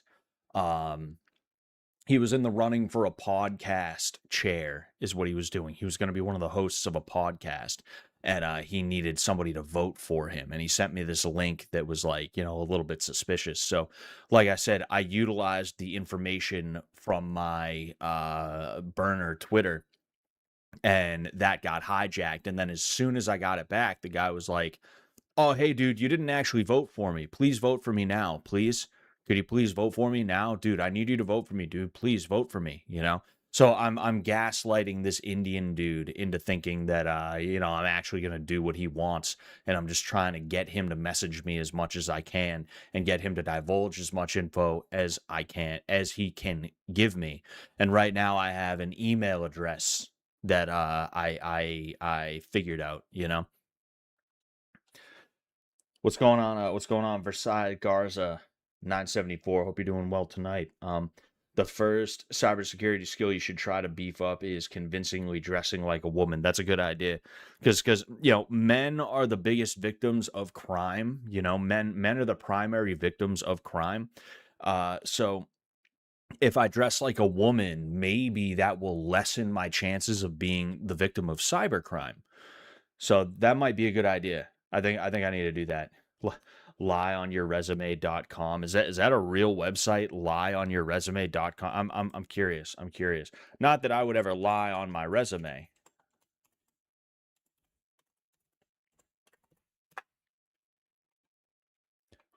Oh. Yeah, that's not a website. I just thought it was funny how you said that, Zach. I was like, oh, interesting. Black cherry flavored drinks always catch my attention. I do like cherry flavored drinks. Cherry flavored drinks are pretty good. When I went down to DC, I made sure to stock up on cheer wine because you can't really find cheer wine like that up here. There's like one or two places in Boston that I know where you can get it, but other than that, I have no clue where to get them. It's have no idea, man.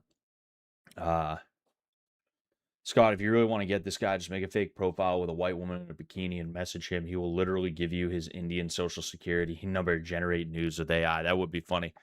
That would be funny. Maybe I should do something like that.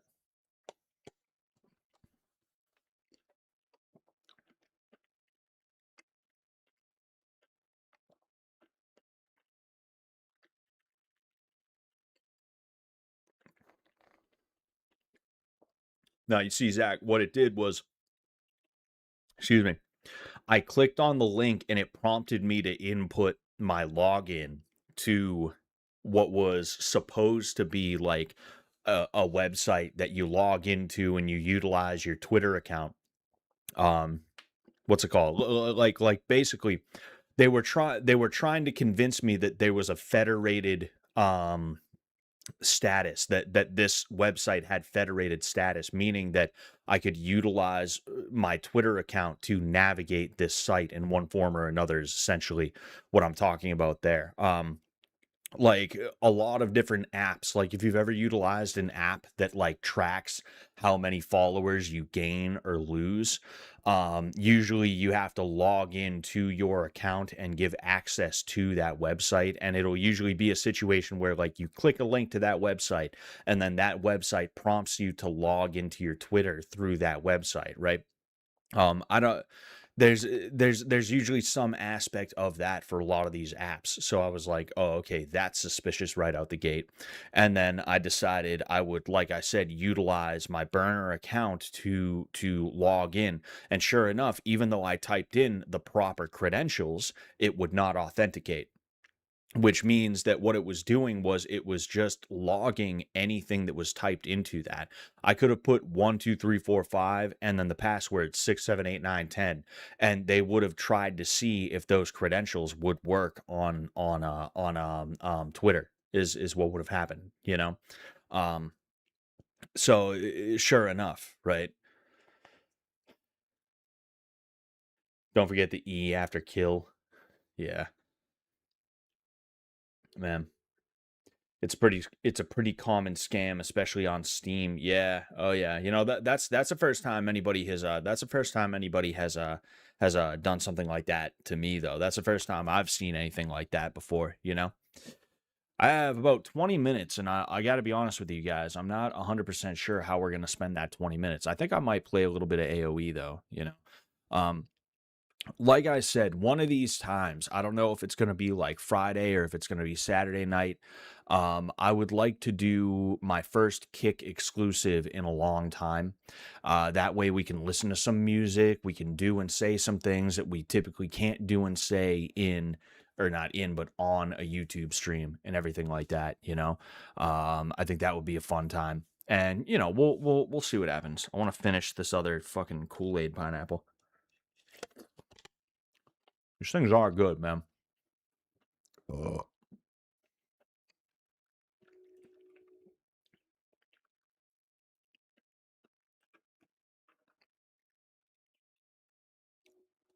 All right. But yeah. Thank you everybody who showed up today. Excuse me. I never really know how these things are gonna go. I have no clue if it's gonna be excuse me. I have no clue if it's gonna be one of those days I get mush mouth and I can't say or do anything the way that I want to, or if it's gonna be a if it's gonna be like a good stream. And today was a pretty good stream, I have to say. This was a pretty good stream. Scott watched the Chris Eubank. All right, okay. We'll watch that quick. We'll watch that quick. Yeah, you know what? Fuck it. We'll watch the Chris Eubank motorcycle walkout real quick.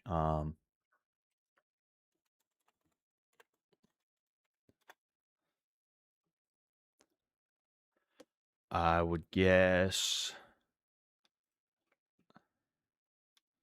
I don't know if this is it or not. 1994 and a simply breathtaking atmosphere in Berlin's Deutschlandhalle for a collision between two unbeaten boxers. Chris Eubank defending his WBO super middleweight title against the German Graziano Roccigiani. At 30 years old, It's a very German-sounding name there. Former IBF champion, unbeaten in 35 contests, had an excellent chance of ending Eubank's unbeaten record. The champion had been riding his luck, scraping by with a draw against Ray Close and getting away with a share of the spoils in his last match against bitter rival Nigel Benn 4 months earlier. The feeling in boxing circles was that Eubank was ready to fall, and Roccigiani promised to put him under relentless pressure for the full 12 rounds. These things are mad good. If you have a Brazilian store near you, these are the best chocolate milks. I forgot I even had this. As usual, amid the mayhem at ringside are our fight commentators Barry McGuigan and David Brenner. Well, in he gets. Graziano Roccigiani, there he is, look at that, an unblemished record, former IBF champion of the world, European champion, undefeated. So for that matter, as He rides a motorcycle out onto the ring. Is this it? boxing cliche, something has. I mean, I guess we'll figure out in a second. So Roccigiani, and as you can see, a tribute to his parentage. He has an Italian father, a German mother, and he has the German and Italian flags etched into his hair. And here is the man. No, this might not be it. Simply the best. The Tina Turner song that we have Yeah, that's not heard it. so many times before. Here. Where I can't seem to find the motorbike.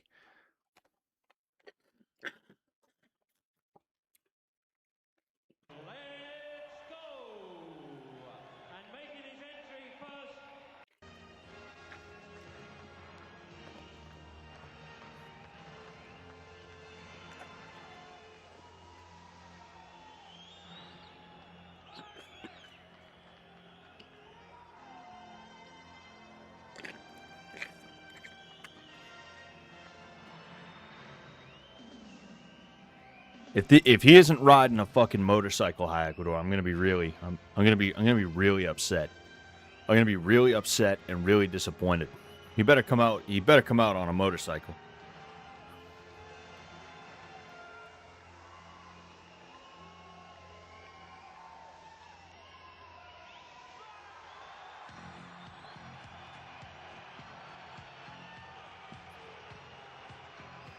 It's not that one either. Yeah, we'll find it another time. We'll find it another time. Although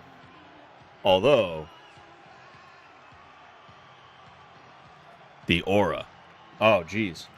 I just realized you guys couldn't even see the walkout. You guys couldn't even see the video. This is you're gonna see. You're gonna see.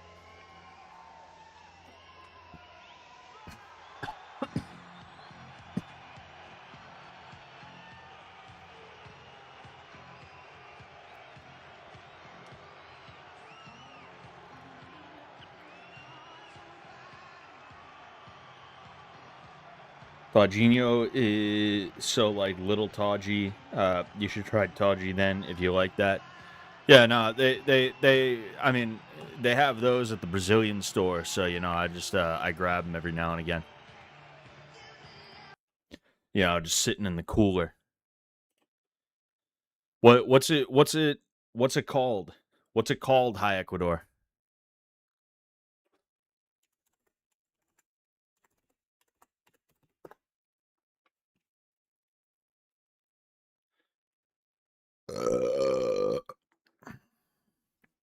Yeah, I don't see anything. So fucking, I'm just gonna do I'm gonna play a quick game of AOE. You know, we'll close the night out.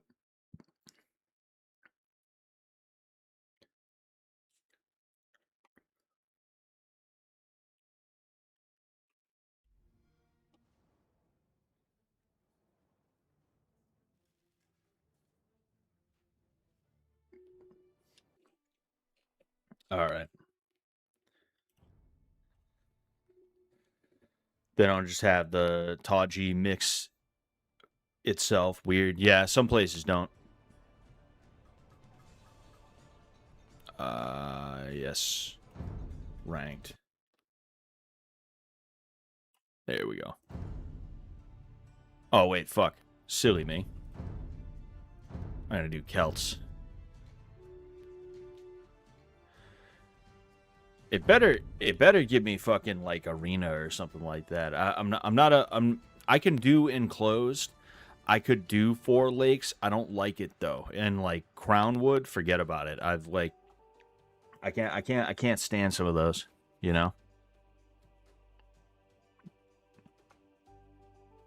There really is only one Chris Eubanks Sr. Yes, very true.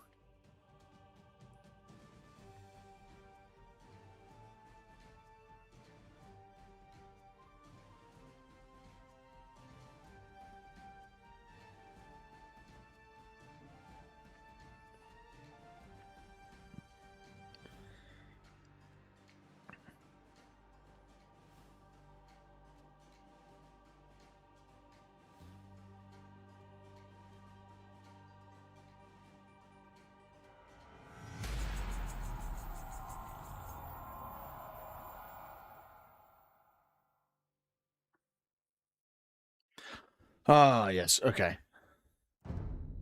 We got a little bit of arena here, so hopefully I will be able to win, you know. Turks, I forget what they have is the question, you know.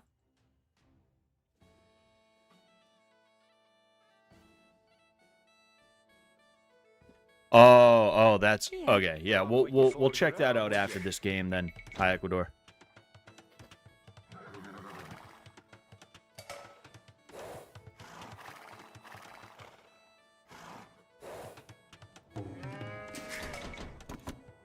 Erlov, Fiedeke.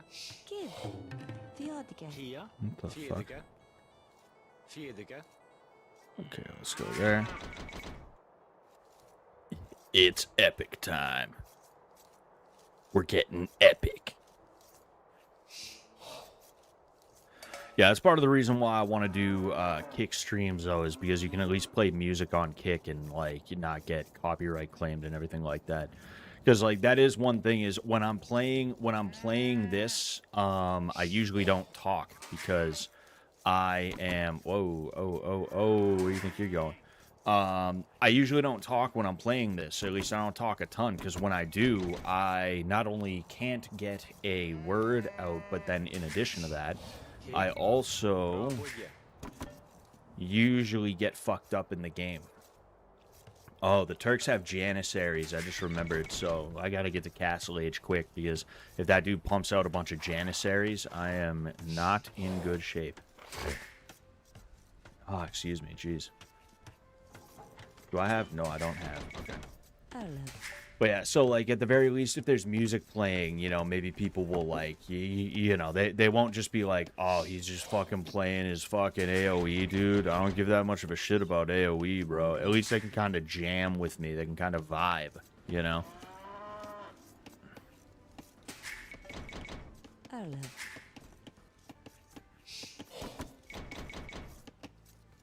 Kia. 10, okay.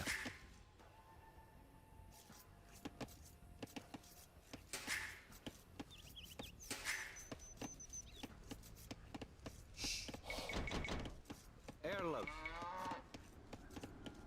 Roboye. Fiedeke.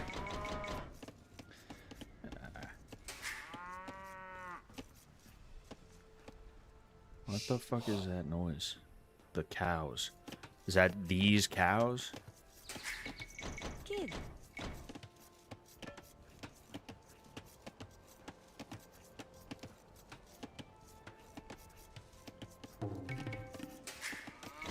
Valgara. Roboye. Folgere. Roboye. Fiedeke. Kid. Roboye. Fiedeke.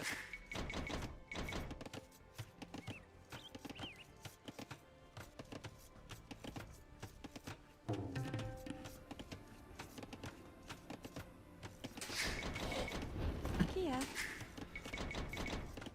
See, like right now, I'm like locked into the game. I'm just like, if I talk, I'll miss the fact that I could keep my TC active. So I'm like, oh, dude, fucking, I gotta shut my mouth and just do this. I just gotta play the game, you know?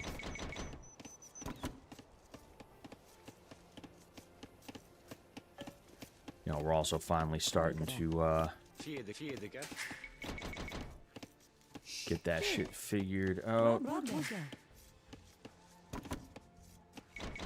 I suck at this game, says Mashed Potato Tower. Yeah, I'm not that great either. You know, I've gotten a lot better than I used to be, but like, someone might consider me to be good at this game by now, but I'm really not. Like, there's people that absolutely shred at it, and me, I have one move that I pull. I always go Celts, and I early rush with a castle. Not early rush, you know. Castle Age isn't exactly early game, but you know, I rush Castle Age with not a tower. I Castle Age rush. I usually put a castle right up against one of their entrances, right up against one of their gates. That way, excuse me. That way, at the very least, I can be like, okay, need one more. That way, at the very least, I can be like, okay, like, you know, I can be right on top of them. Which, when I originally started playing this game, I thought that was the cheapest thing that you can do, and I still think it is incredibly cheap to do that. I don't like that it's something that I do. But like I do it because I'm tired of getting up to like a 1,000 elo, and then people do it to me. So it's literally like you created the monster. Nobody. Everyone's mad that I'm a monster, but nobody ever apologized for the things that made me into one. Oh man. I don't like the gimmicky guys they put in this game, like that Fire Lance. I'm trying to think about that. I mean, I like those units. I think those units are interesting, you know, and they kind of add an extra layer to the game. I think that's really cool. I just don't like the tactics that people utilize, where like again, you have people dropping castles right outside of gates and stuff like that. It's like that would never happen in real warfare. Why are we sitting here doing that here, which is, you know, it's supposed to be a whirlwind approximation of what a war between two different states that never saw each other, that never actually met on a battlefield would be, you know? So to me, it's just like, what's even the point? But, you know. Colony drop is a Gundam thing. Bad joke. Colony drop. I've never heard.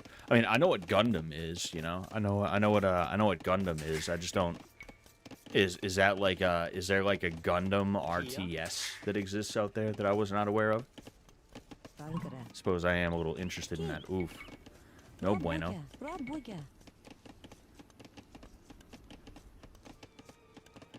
Actually, no, I don't even need those right this second. No,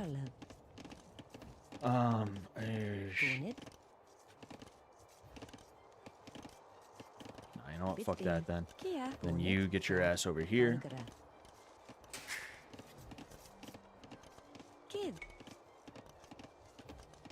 Didn't know you started doing it. Hopefully you win more. Yeah. No, I definitely started winning more. In fact, that's the one way that I can reliably stack W's. If I'm being honest with you. That's like that's just my move at this point. I don't have anything else.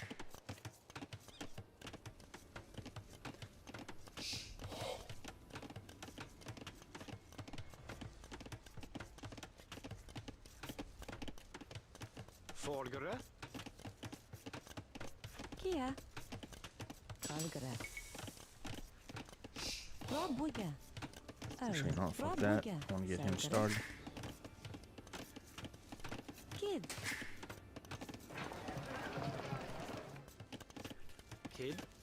Ah, man, I need 200 more. I got a little bit of downtime with this thing. Ah, there we go.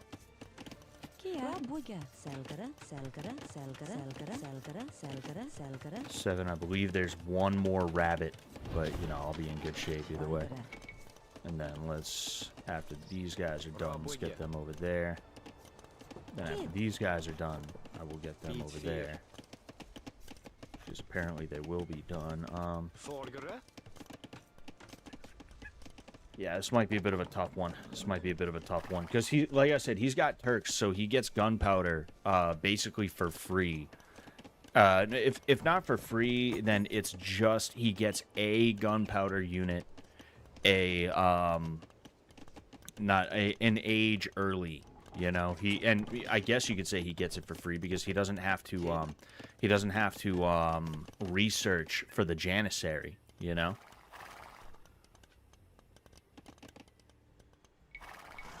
I want him to attack is the thing. If I can get enough of the relics, I will be in okay shape, assuming I can get to Castle Age first anyway.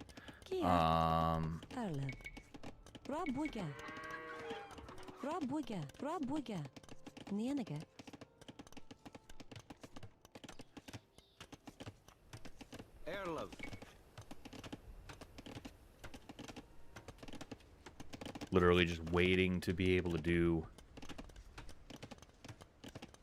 Come on, baby.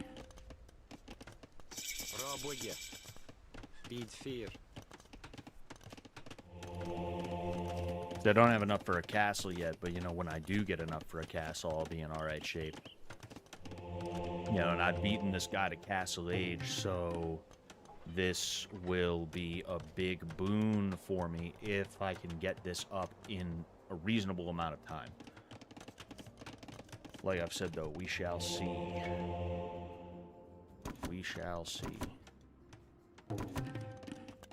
Just haphazardly trying to get ready to get all these fucking things. Whatever, I'll go with that one. And then that one, and oh, yep. Not great, not great, not great, not great. There's a very good chance he's going to try and do to me what I'm trying to do to him, in which case I'm just going to wall behind. The thing that sucks is that he will be able to knock me off some of my gold if he does do that. You know, this is going to be a big piece right here, I feel like.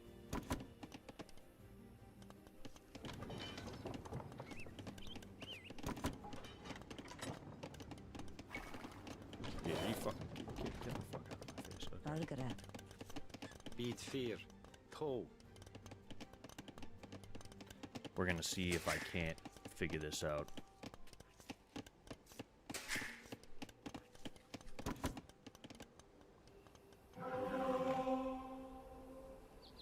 I want to see, does he... Yep, he does. Perfect. Perfect, perfect.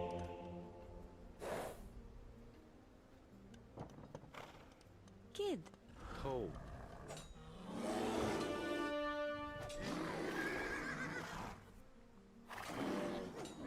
Ah, you mother...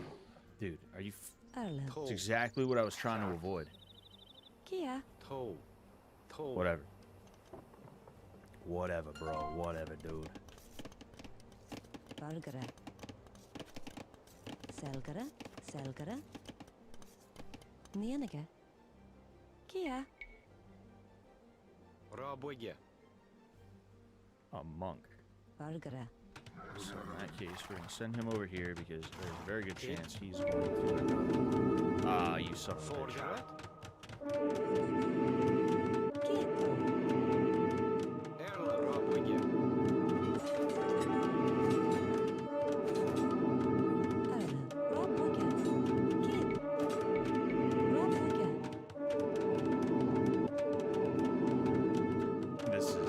This is stupid, but I mean, hey, it's working. Yeah, so I don't know, maybe you see what I'm fucking talking about here. That's exactly what I expected. It's not exactly what I expected him to do, but you know, it is sort of a little bit what I expected, you know. But the thing is, I have better siege works than he does. I'm curious what I should do in this case, I gotta be honest, because on one hand, he's definitely going to utilize siege ramps to try and get at me. You know, I need to be careful of that. You know what, in that case, I think I'm going to send them back. That's what I'm gonna do. I'm gonna get him focused. No, actually. Kid. What are you doing, you fucking dummy? Get out of here. As your idiots. Here.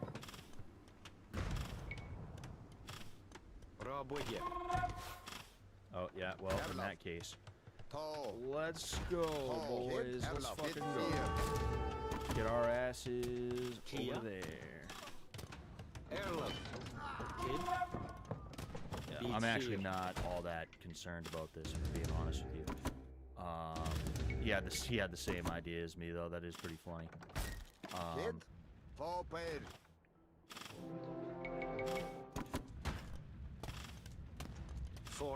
So the thing here is that, I mean, he's gonna need a lot more than those fucking things. Well, that right there is a little bit concerning. But I'm gonna take this thing out, then I'm gonna take his castle out. You know. Take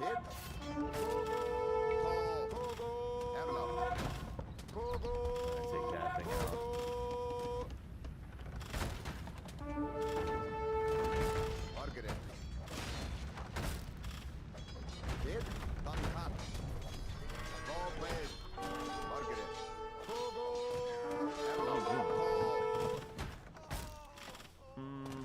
Yeah, that probably wasn't the best idea, but if I can down at least a couple of those guys, I'm in alright shape.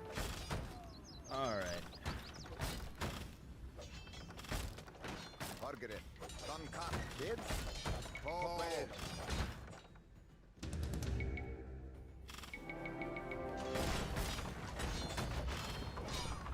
Oh, it's down. It's gonna go fucking down. That thing's going bye-bye. Hell yeah. Go fuck yourself. Done cut. Go and fuck yourself. Target it. Toe. Forward. Airlove. No, I need to go. Bra bygge. Meningen. I also don't need all of those fucking. Target it. Toe. Togo. Airlove. Forward. Done cut. Alright, well now. Kid. Toe. Target it. Bid fear. Yeah, we're in good shape. Scott, you saw Sam's video where he said he has to fight again. I think it's time for you to step up and get some revenge. Yeah. I'm gonna make a video, I'm gonna call him out. Kia?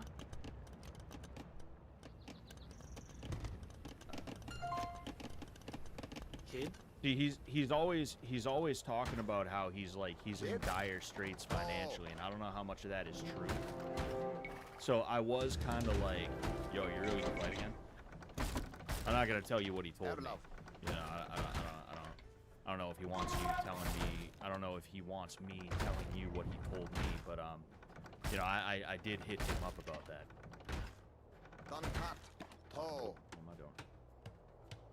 Kogo. Kogo. This dude right here. Target it.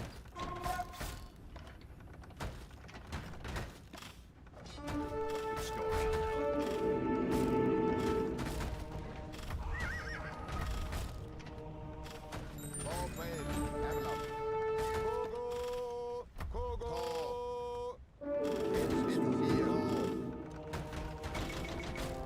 I see. Because of the way that I throw everything into a push, it's kind of impossible for me to like if you're able to withstand my push enough, you're gonna win, you know. Target it. Have love. Forward. Done cut. Kid. Yeah, this guy's screwed now though. You know, he ain't got shit he can do. Oh shit! I didn't realize I had so many of those. Target it. Hit here. Oh. That's not that big a deal. Oh. Kogo. Kia? Kogo. Toe. Have love. Done cut. Toe. Target it. Bid fear. Bid. Air love. Alright. I'm knocking him off of not just gold, but stone. Target it. Is the big thing right here, so that's good. I need to buy food is what I need to buy. And then I can go. Kid. Toe. This guy is either scheming in a serious way, which I have to be careful of, or he is, in fact, you know what? If that's the case, I'm going to use this bad Larry like he's a scout. Bid fear. Bid fear. Try to enumerate. Toe. Bid fear. Bid fear. Because for some reason this guy does not want to fuck up, so if that's the case, then alright. Bra bygge.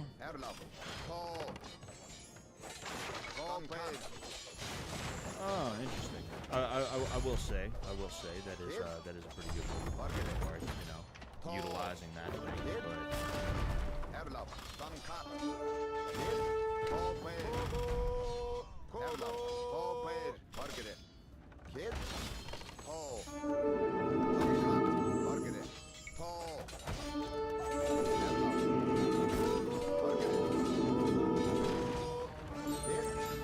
That's another thing is like sore loser type motherfucker.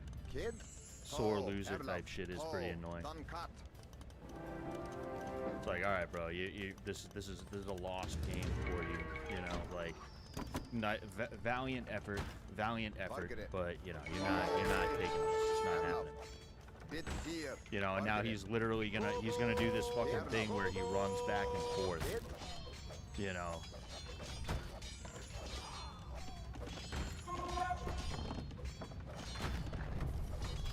And for what? You know.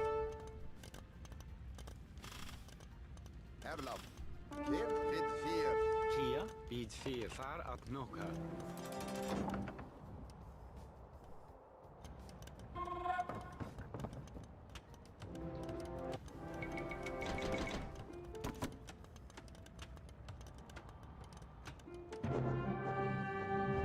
Alright, that was good.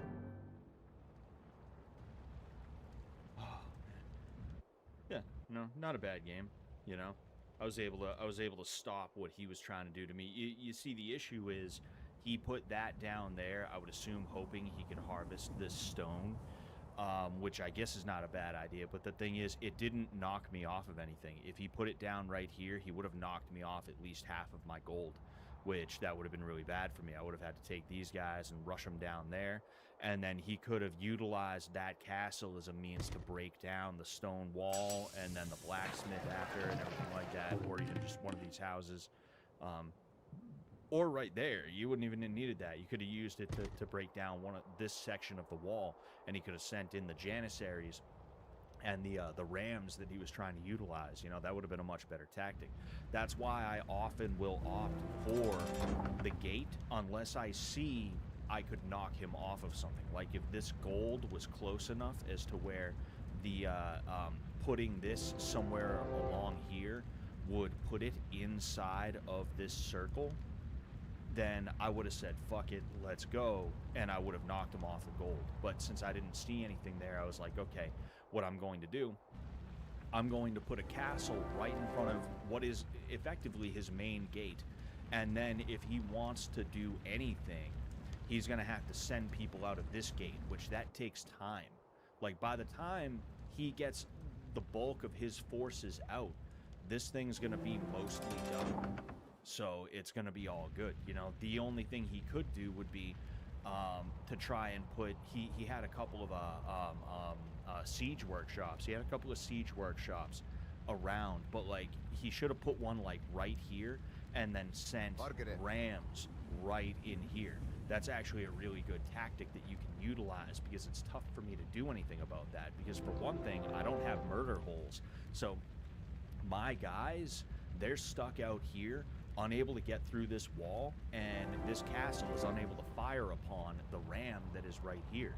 So what I would have to do is essentially what I did here, which is blast this thing down and send people in. But by the time I get that done, this thing's already most of the way down, right?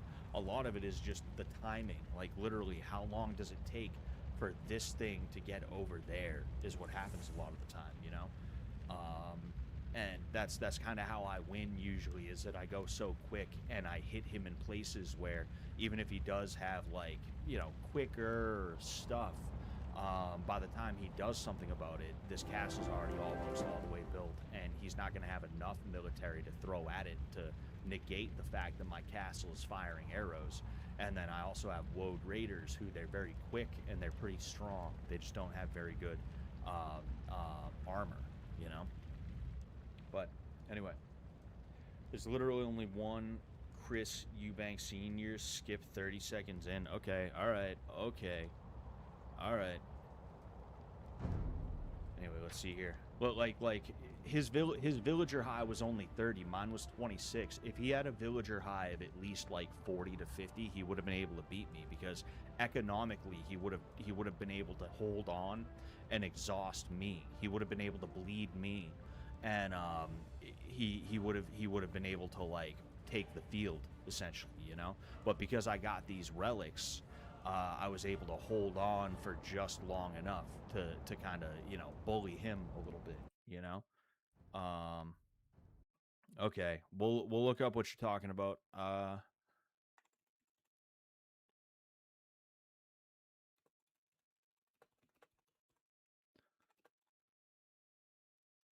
1, Chris Eubank Sr. Oh. It's a bit like the weigh-in when we're all filming a closed door. Oh, wow. Oh, wow. And you hear the reaction on the big screen and... Oh, boy. Okay. What next from the Christopher Livingston Eubanks School of Outrageous Entrances? That is pretty sick. Tonight's edition features one of his beloved Harley Davidson motorcycles. I'm told it's a 1975 shovelhead, for those of you who know about those things, worth £10,000.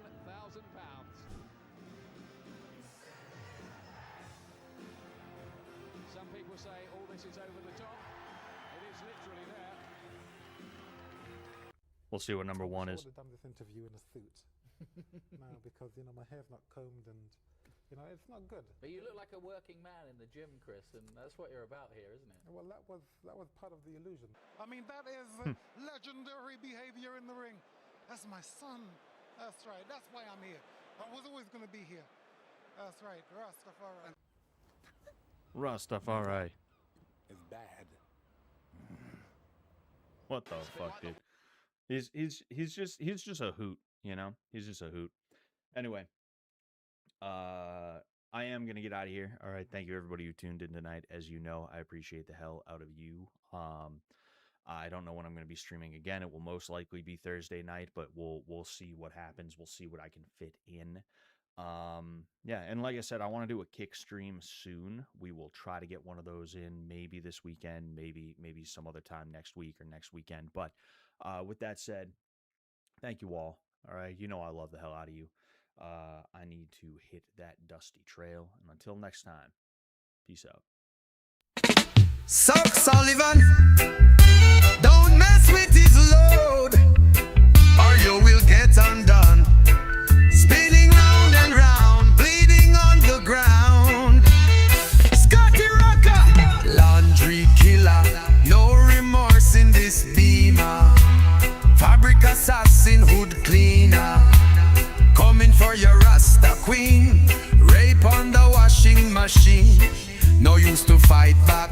MMA, knock your nigga head like a KKK. Hush your nigga mouth if you can't walk the talk. Smokes, me running really, really fast.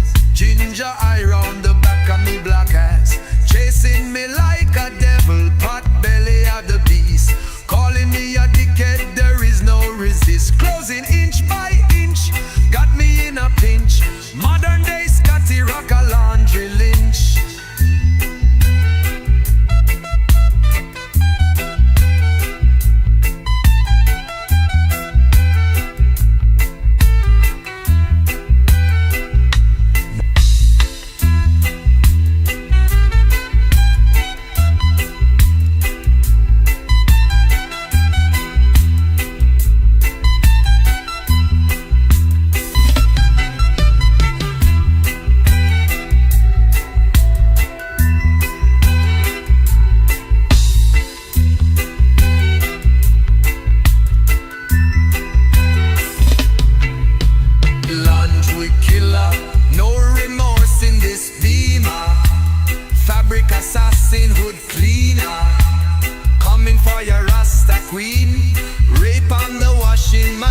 No use to fight back. MMA, knock your nigga head like a KKK. Hush your nigga mouth if you can't walk the talk.